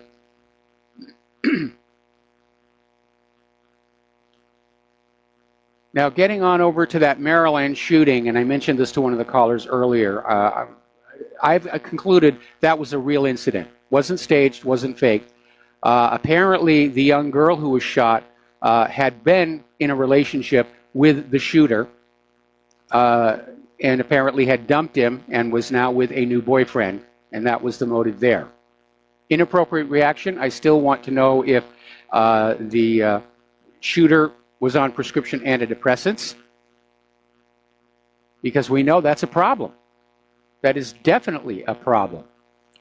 Now, I linked to, believe it or not, Snopes, who normally I ignore because they're obviously liberal gatekeepers, but they had an interesting chart about causes of death in the United States. And the chart basically goes for the first half of 2016, and the number one entry, cause of death in the United States, was abortion. Murder by firearm was absolutely at the bottom. And that goes back to that comment I made about all the American citizens who've been killed by illegal immigrants since 9/11. Now, YouTube has hopped on the gun control bandwagon. They're now banning all videos that talk about guns, that show how guns are used, that teach gun safety. YouTube has now banned them all, according to this article that we got in governmentslaves.info. We're going to do a shout out now to our on-air affiliates who are just now rejoining our network. Now, again, down in Florida, boy, those poor Floridians, apparently a 16-year-old Florida boy basically beat his friend to death with a baseball bat, alleging that the teen was jealous of his friend's relationship with a girl. Boy, the hormones must be flowing there. So, by golly, it's time we ban baseball. Doesn't serve any useful purpose. The reality is that if you ban guns, the only group that benefits from a gun ban is the government, because then they can basically go on and abuse the people even more than they're doing it already. When you're talking about incidents of interpersonal violence If a gun is not available, they'll use something else. When I was living in Southern California, when I was in high school, the next door neighbor's kid got arrested for trying to kill somebody with an axe, which he actually borrowed from us, saying he needed to take out a tree stump. Now, the University of Wisconsin at Stevens Point is reportedly discussing a plan to eliminate 13 majors, including English, philosophy, history, and Spanish. What they want to do is turn themselves from a university into a trade school, where they're going to offer classes that prepare people for employment for jobs which actually aren't out there. And I can understand the thinking when they're basically financially challenged. But if people want to learn a trade, there are trade schools out there. People go to university to get a worldly education. They go to university for these worldly majors, these classes. If you're not going to have these classes, you're not a university anymore. More from the field of political correctness. Apparently, there's yet another Confederate War Memorial in downtown Dallas that is about to come down. The City Council vote signaled the time had come for the reminders of the country's racist past to go. Now, the Confederacy, the Civil War, was not about racism. It wasn't even really about slavery. Abraham Lincoln actually said that if he could have brought the Union back together and left the slaves slaves, he would have been perfectly willing to do that. Lincoln also said that he was morally opposed to the idea of slavery, but if there were going to be masters and slaves, he preferred the whites remain the masters. It was about independence of the sovereign states. And apparently Washington, D.C. and the liberals think that's a dangerous idea. They don't want us thinking about independence and sovereign states and states' rights. Maybe that's why the universities stopped the history courses. Don't want you knowing your history. Don't want you knowing any history. Just believe what we tell you here. Now, here's a fun article. This came out of Investment Watch blog.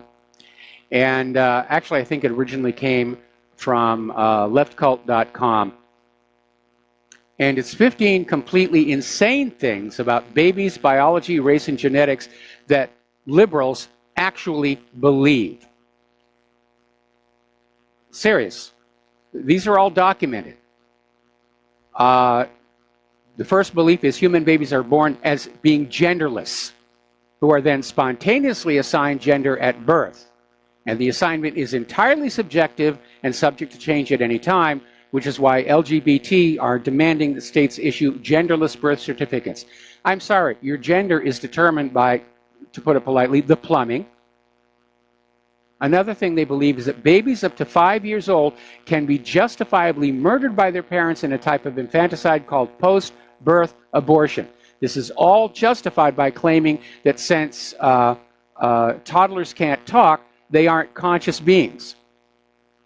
And there's actually a video of somebody saying that.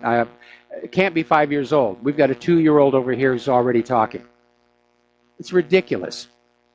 Something else they believe is that human beings can magically and spontaneously switch their gender from male to female or the other way around at will with no Jedi training required. Merely wishing to alter your gender accomplishes it to such an extent that leftists actually believe biological men can get pregnant. Now, this is going to come as a bit of a shock to all those plastic surgeons who are making huge amounts of money on the sexual reassignment surgeries. Another thing that they believe is that trans women who are born as biological men are able to conceive children and give birth. And they believe that because the corporate media keeps reporting on transgender men are giving birth to children, when the truth is they're still biologically women. And even CNN reported that a transgender man gave birth to a human baby. That's the headline that they used. Leftists believe that men can have periods. And they're actually lobbying to have tampon dispensing machines installed in men's restrooms across university campuses in America, including at Brown University, where students and faculty actually think men can menstruate. Probably because it begins with men. Whoops, we just lost our internet connection. Mike, can you hear me? You're still good. I'm still good. All right, this is Twitch being twitchy again. We've probably lost our text message board as well. Now, according to the left, genetics has no role whatsoever in biology because genetics can be nullified or overwritten by wishing to be something other than what your genetics expresses. Well, I put that one to the test. I spent all last night wishing to look just like Dwayne "The Rock" Johnson, and today I still look like Michael Rivero. Now, this is actually a natural progression from the original platform of the liberal philosophy, that genetics plays no role in the development of your mind. And that goes all the way back to Margaret Mead and Coming of Age in Samoa, which has been repeatedly exposed as an intellectual scientific fraud. But apparently, this is so prevalent, Netflix actually began deleting genetic science chapters in their videos. Don't want you to know about the XXXY chromosomes. Apparently teaching children about genetics is considered dangerous. We're not here to teach real science, we're here to indoctrinate. Something else that they believe, and we have seen tragically repeated, all biological men who claim to be women should be allowed to compete in women's sports, claims progressives, beating the biological women and nullifying all the sports records set by real women.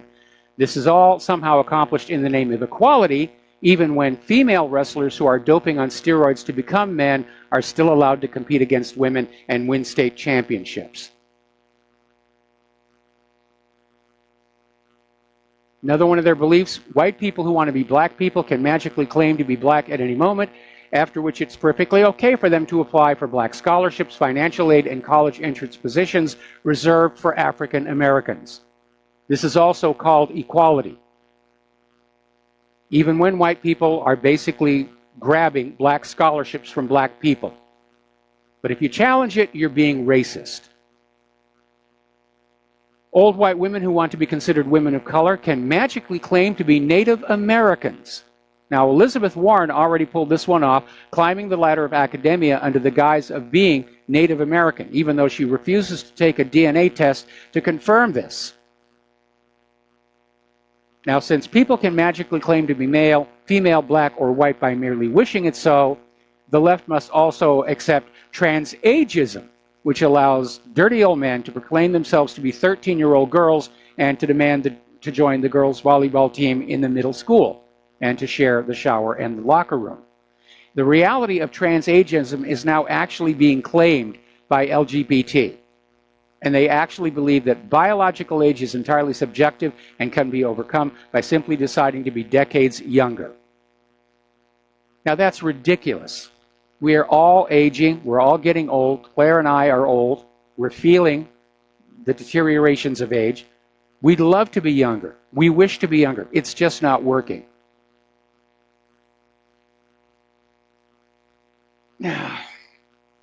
It's ridiculous. And when you look at this list, you have to realize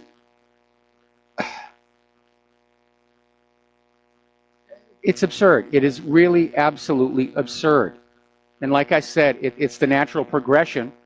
They're living in a fairy world where wishes come true. When you wish upon a star, makes no difference where you are. That's it. They're living in a fantasy world where they can become any gender, any age, any race that they want. And they expect everybody else to go along with it. I self-identify as a very wealthy talk radio host. The money still hasn't come on in.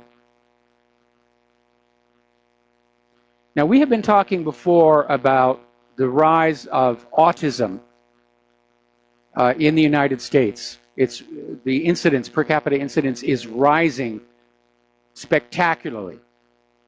And there does seem to be considerable evidence that links it back to vaccines.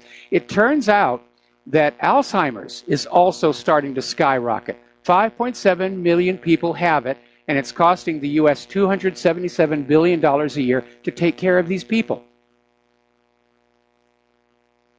Is Alzheimer's something that's also being triggered by heavy metals in vaccines?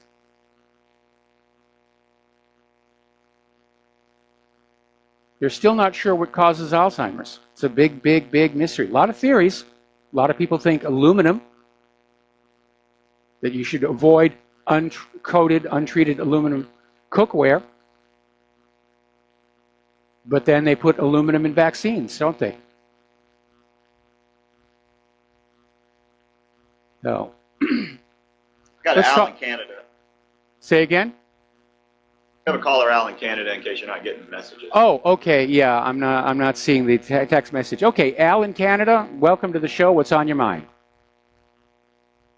Hi, Mike. How are you? Doing fine. Great. I sent you a link.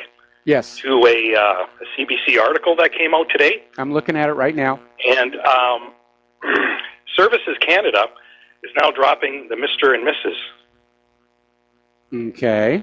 So this nonsense is up here. And, of course, we have Pierre Elliott Trudeau's son, Justin, up here as our Prime Minister. Yes. And not that long ago, he was doing these scripted town hall meetings, and a girl had stood up and referenced a gender, and he interrupted her with his hand, and went, whoa, whoa, whoa, we don't like to say that. We like to use the term people kind. So, and of course, he got it. He got a pretty good shellacking for that, as he should have. Yes. But this stuff is running rampant. It's absolute BS. Even under the comments, you can see the top comments there. No one agrees with it. And you know what, Mike? I read these comments every day. And funny thing about the first few comments, the top comments, yep, they're diehard liberals. I mean, they are liberals. There's one guy there, Richard Sharp. It's obviously not his real name, but that's what he calls himself. This guy would literally come on and just give it to people that would put down the Prime Minister. Almost like he had tears in his eyes when he was posting this stuff.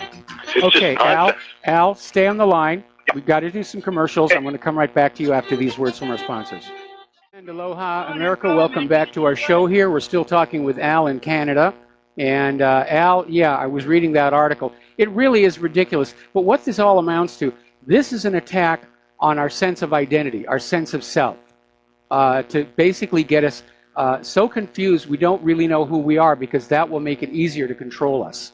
And the way you fight back is you reassert your sense of self, and you say, I don't care about all this other nonsense. I'm a man, and I'm this mix of ethnic groups, and I'm this age, and you just stick to reality.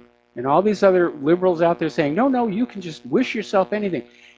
It's an attack on our history, on our identity. That's what taking down all these monuments is all about. That's what shutting down all these courses in college is all about. They're just pushing to turn us into this herd of soldier/workers/breeders. That's it. Yeah, that's exactly what it is. Mike, if I were younger, I would go into the nearest, whatever it would be, Service Canada. They're now called Service Canada offices, right, where you go to collect unemployment, welfare, and all that nonsense.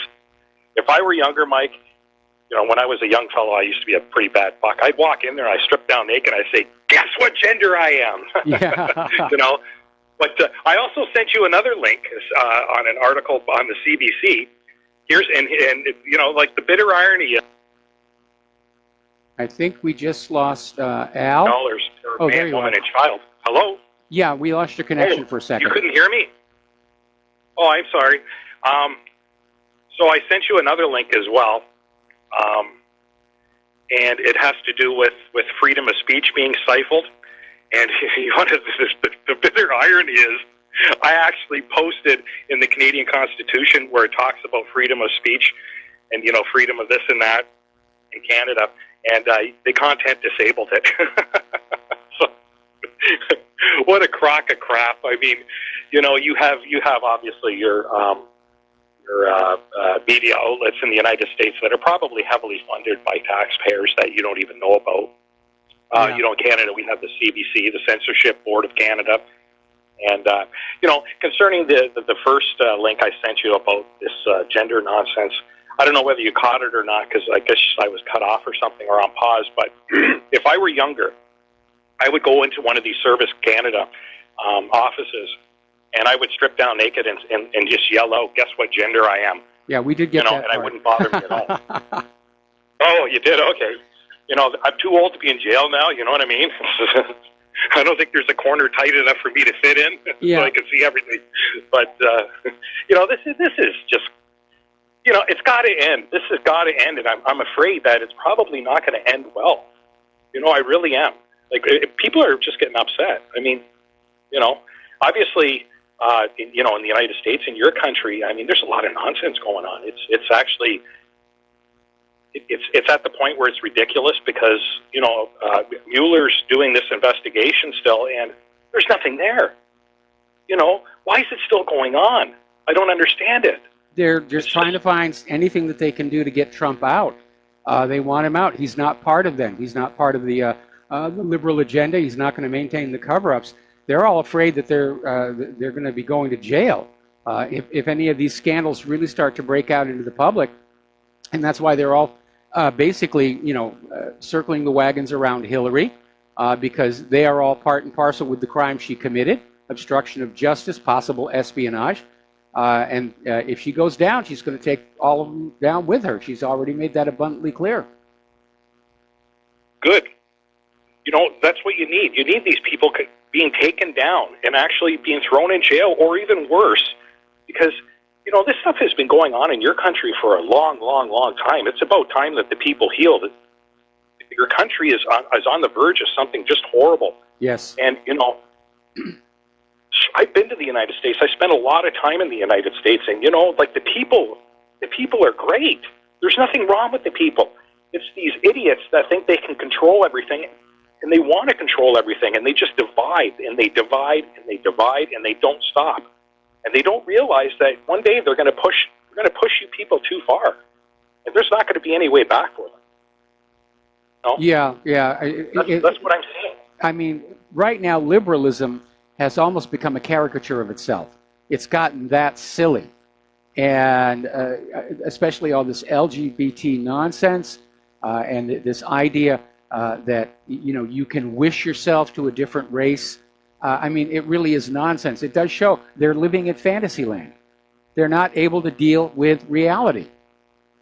And, you know, that's a dangerous situation when you have that much of the population who are just disconnected from the real world. And again, I don't know, maybe they're all on prescription antidepressants. Apparently something like, you know, 25% of America are on these drugs. We may be looking at them.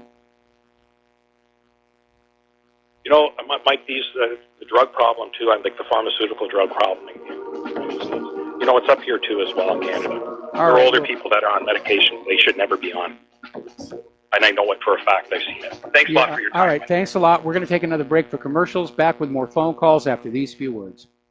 Aloha, America. Welcome back to the show. And before we go back to the phones, somebody just sent me this story, and it's coming out of media. Let's see, Mediaite.com, and it's talking about this guy up in Canada, 52-year-old Canadian father of 7 children, Stephanie Walsh, now self-identifies as a 6-year-old girl. This is not The Onion. This is actually happening. And the guy says, I can't deny I was married, I can't deny I have children, but I've moved forward now and I've gone back to being a child. I don't want to be an adult right now. All right, let's take some phone calls here. Herman in Georgia, aloha. Welcome to the show. What's on your mind? Hi, Mike. Just this past Sunday evening was the Hebrew New Year. So I'm guessing that within 304 days from that date, I'm guessing that the following 5 things will occur. The 116th Congress will try to impeach Trump. A man from Turkey will be the leader of 3 Mideast countries, and then 7 more countries from the Mideast will give him control. The third temple will be allowed to be built, and don't be surprised if the 2 witnesses appear in Jerusalem. All right. Well, I do know that we'll see how much. Go ahead. The Sanhedrin has actually started reaching out to Arabs, believe it or not, to start preparing for the construction of the third temple. I don't know what the reaction of the Arabs was, but yeah, they still want to go on and do it. The problem is it's not really the third temple. It will be the 4th one. There was the first temple, which was actually down on Mount Moriah, and then they built the second temple, which is on the Temple Mount. That was Herod's time. And then in Herod's time, there was a third temple built. But since the Messiah didn't show up after it was built, they went back and said, well, it wasn't really a new temple. It was just sort of a renovation. So that doesn't count. And so now they want to build a new third temple. And I think they ought to move it back to where it originally was on Mount Moriah and let the Muslims keep, the current Temple Mount. Because what they're saying is like the western wall of the second temple. That's actually the remains of an old Roman fort that was built on that hill to control the city. The population was revolting against Roman rule, every couple decades. In 68 AD, which temple was destroyed? I'd have to go back and look at that. And in any event, Herman, because I'm not really a religious program here, and I got a bunch of callers and a bunch of news, I'm going to have to let. I'm done. All right, we're going to let you go and switch over to Sherry in Texas. Aloha, Sherry. Welcome to the show. What's on your mind? Thank you, Mike. I'll try to make this brief, but I had a very interesting day on March 14, 2018. And my cat in the morning couldn't make up her mind about going outdoors. She's getting older, and I said, you just make up your mind. I left the door ajar. I said, push it open, push on through when you want to go out, Zoe. And I left it at that, got dressed, and I heard some voices at the front door saying, ma'am, and I went to the front door, just got my clothes on just in time, came to the front door. There were 2 police there, and they said, there was a really dangerous man in the neighborhood, and they thought maybe he might have entered my home because he's been going up to all the neighbors.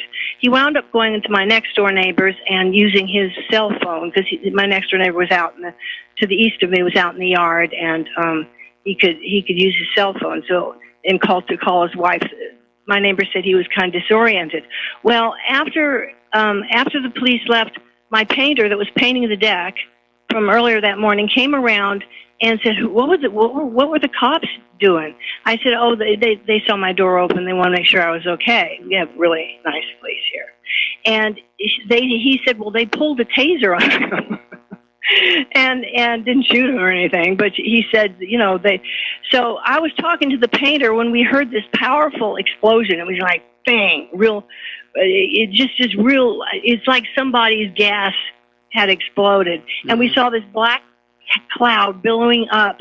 And this is at the beginning of the street to the left on the west side, where before our road cuts off there's a little man back there, and this black smoke, it went off to the north, and I'm south of it, so thank God it didn't blow on us. But there's a man that lives back in there, and he looks like a recluse. The neighbors say he's really nice, but the house back in there, this black kind of dark brownish rock house, and never ever mowed his yard, but it's further off the road, so no one minds too much. Well, evidently Sherry, he had to move home. Sherry, yes. where's this going? Because you're kind of rambling Oh, well, on. it's going to be 2 more explosions that were behind his house. One was they were both occupied by drug addicts, mm-hmm. and one had been going to rehab. I knew this because 2 days before that I had reported to the police a suspicious person in the area, and it felt significant. So that's how I heard about those drug addicts living back there in the woody area. And at the same time that these 3 residents were blowing up, because the second and third were closely behind. And this is the beginning of all these bombings in San Antonio and Austin and everything. It's like, and these were propane explosions. There was a water break in the middle of the road, so that made getting water hard for the trucks. I don't know if that was planned to slow down the burning of the houses and mobiles. But, you know, I was spending so much time out there talking to the neighbors next door, and one house had ammunition, full of ammunition. It was going off like crazy. Yeah, that can be very, very dangerous. Well, the guy next to me, I said, shouldn't we be getting out of the way? Because it was just like a block away. And he said, you know, you have to have something to propel it, like a gun or something. Just going off in the cases, you know, it's not going to come over here. We were far enough away. But, you know, by the time I got back to the house, that water break, I have a bad water heater that I've been griping about for someone to come out. Sherry. My house flooded. That's the bottom. My house flooded. All right. Okay, that was my March 14th. Okay, yeah, that's definitely a crazy day there. Anyway, I'm sorry to cut you off, but we're running out of time, and I've got one more call I'm going to take, then we're going to close the lines, and I got to finish some news here.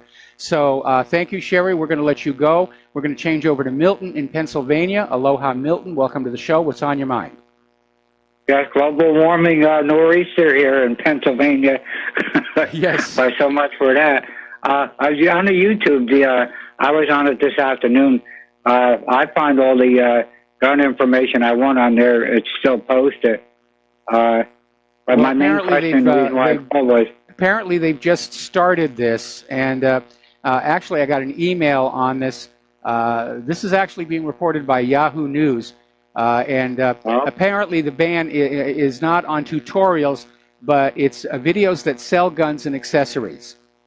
So, you know, and they may just be starting this.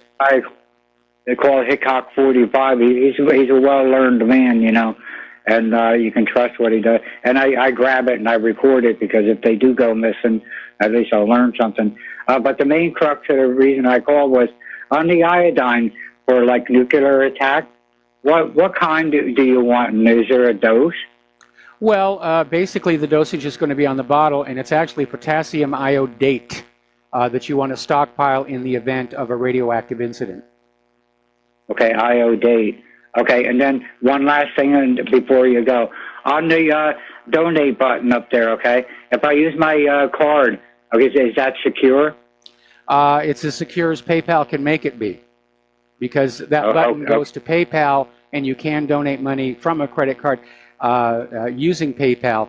But if I'm actually kind of uncomfortable with you borrowing money to send it to me, and so I'm going to ask you to pass. All right, then make a check, and then I'll find the address there somewhere? Yeah, the address is, if you go up at the very top, right underneath the green banner, there's a small row that says Home, WRH Store, Reader Emails, Email, WRH, Advertise, Radio Podcast, and Donate. And under that Donate page, there's the postal address. Okay, well, I'll let you go then and tie you up. You got important things to do. Thank you very much for all that. All right, well, thank you very much. And we're going to close the phone lines now, because I got some stuff I need to get to. We're getting close to the end of the show. Very interesting timing about him talking about human-caused global warming in Pennsylvania. The eastern seaboard is getting their 4th nor'easter in a row. It's called Winter Storm Toby. 75 million Americans on alert. 4,000 flights have been canceled. They're predicting a foot of snow from West Virginia to Massachusetts. This is the first full day of spring that this is all happening on. Now, over in Great Britain, they're getting slammed again. It's Beast from the East 3.0 on the way. And the global warming people are out there saying, yeah, this is all caused by human-caused global warming. You know, of course it is. Global warming causes this hard winter weather. You just have to believe me. I'm a scientist. I got a clipboard and a white coat and everything. So they're still trying to salvage that. Al Gore has traveled to Dubai And he's warning that global warming is triggering flying rivers and rain bombs. Now, a flying river is just an area of extreme moisture. We were talking about the one that is currently aimed at Southern California. But that may be more the result of that unexplained heat source off the coast of the Pacific Northwest than anything else. Here's where it gets really, really bizarre. There is this senator, Sheldon Whitehouse, Democrat of Rhode Island, basically said in a speech on the Senate floor yesterday that climate deniers are guilty of a grave sin and listening to evil voices instead of listening to the oceans. And if you think that one is out there, okay, a local Washington, D.C. lawmaker, Democrat Trayon White Sr., literally came on out and made this comment that Jews are controlling the climate. And this was reported by Breitbart News. Yeah, I think we got to run drug scans on all of these people. They're not making any sense at all. Now, they've just had elections down in Australia. And down in South Australia, all the candidates who were pushing climate change and global warming and wind power and solar power basically got voted out or severely weakened because electricity prices have just gone through the roof in Australia because solar is not really efficient yet, and those wind farms keep breaking down and need to be repaired. Now, if we really had a serious attempt to make these solar cells more efficient, I'm sure they could be. And there's a lot of solar around here in Hawaii. The wind power doesn't work out all that well. You can't store the power from when the wind is blowing hard to be used when the wind isn't blowing at all. The technology just isn't there yet. And I'm all in favor of augmenting the electric power with solar and wind. But the problem again with wind, besides the high breakdown rate, they put those windmills where they know the wind is going to be blowing. But that's also the paths birds will use to get from one place to the other without having to exert themselves so much. They'll ride the wind. And they fly into those wind farms and they get chopped to pieces. Okay. Yep, that's what they're saying. Just got an email. In other words, these scientists are saying that the new way to make ice cubes is to pour tap water into the frying pan of your stove. Absolutely. That's what they're saying. I think this is why they've de-emphasized science education in our public school system because they don't want people to have the education and knowledge to know when they're being lied to. So let's get on over to computers and security and Facebook because that is rapidly turning out to be a major disaster. Facebook could actually shut down from this. Their stock has tumbled again. The value has dropped by more than $50 billion. Fortunately, Mark Zuckerberg sold a big chunk of his stock before the decline, so he's preserved his wealth here. Apparently, Facebook had a data leak damage control session, but the company chiefs Mark Zuckerberg and Sheryl Sandberg didn't show up. Now, apparently, he's released a statement since then saying that Facebook wants to serve us all with security, blah, blah, blah, blah, blah, blah, blah. But it's a mess. There were already talk about class action lawsuits.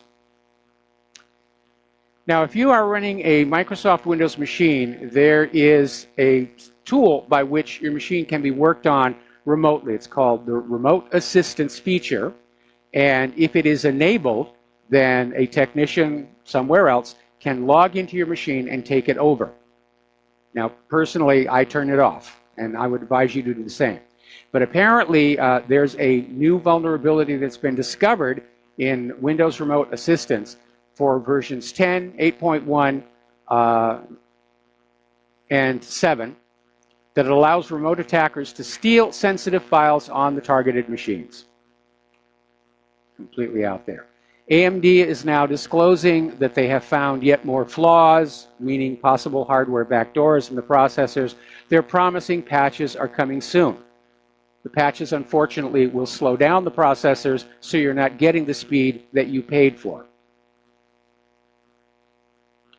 And again, there is so much out there that is being done by the nation states. In fact, Kaspersky apparently reported on the discovery of a new, very potent malware and inadvertently exposed an NSA security operation, which has now been shut down. But the NSA is sending out malware to infect people's computers in the name of finding ISIS and Al-Qaeda.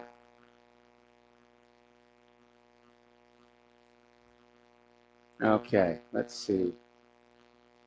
Alrighty, let's see. Expedia's Orbitz says that 880,000 payment cards have been compromised in a security breach. That is a lot of cards. Apparently, the incident actually took place between October 2016 and December 2017, exposing customers' information to hackers. Personal information, including name, address, date of birth, phone number, email address, and gender. All right, we're going to take another break for commercials, and we will be right back. Aloha America, welcome back to our show here. Now, we've often talked about DARPA, the Defense Advanced Research Project Agency, and apparently they have a parallel organization called the Intelligence Advanced Research Project Agency, and they are running a program called Finder. And basically, it's taking advantage of the fact that photos taken with smartphones, tablets, and quite a few of the consumer digital cameras have geolocation information saved with the image by default. It's saved in an area called the EXIF, and basically if you've uploaded these photos to like the cloud or something, somebody can look at these photos, know immediately where they were taken, see who was in the photo. This is all being justified as another tool to basically track terrorist groups posting propaganda photos, which actually would make sense, which begs the question of why the people making these propaganda photos don't get a drone strike on them. Now, if you're concerned about privacy, you can turn off geolocation in your smartphone and tablet, or if you prefer, what you can do is Photoshop and many other of these paint boxes allow you to go on in and edit the EXIF information. And you can go on in there and delete the location if you're concerned about your privacy and where things are going. Okay, Robert F. Kennedy is finally starting to surface from his Vaccine Safety Commission. And actually, this is more from his World Mercury Project. And he's delivered vaccine safety details to Congress. And this was a report promised to Congress, providing details on a 6-step program to introduce sound science and transparency to our vaccination program for children. And the organization said that 15 like-minded advocates joined Kennedy on Capitol Hill to fulfill our promise to the community in providing data that they said would dramatically improve child vaccine safety. Obviously a very good idea. Now, there was an effort to deal with vaccine safety once before. And of course, the industry lobbyists just go up to Congress and promise all kinds of money. But Kennedy's a voice to be reckoned with. And he's out there saying federally elected officials can no longer ignore the chronic health problems tied in no small part to adverse vaccine reactions that currently affect over half our nation's children. So hopefully Congress is going to listen, because it is a real problem. And I don't know about you, but I'm getting tired of living in a country where corporations are allowed to just sell any product, no matter how badly it harms people, just because it makes money. Now, over in the European Union, the European Commission has now approved Bayer's £46 billion takeover of Monsanto. So we're going to take the company that gave us GMO and the company that sold AIDS-tainted medicines around the world. They're now merging into one huge corporate monster. And there's the music. Time for me to get on out of here and get something useful done with the rest of the day. Please stay tuned for John Stedmiller. I'm sure he's got lots of interesting things to share with you. I need you to share what you have learned here and at whatreallyhappened.com with everybody that you know. Use email, personal contact, Obviously, we're being heavily filtered on the social media, the corporate social media rather. It's time to basically just flush them out of our lives. And there are several stories on how to delete yourself from Facebook, which I think people need to start doing. We'll be back here tomorrow. Aloha, America.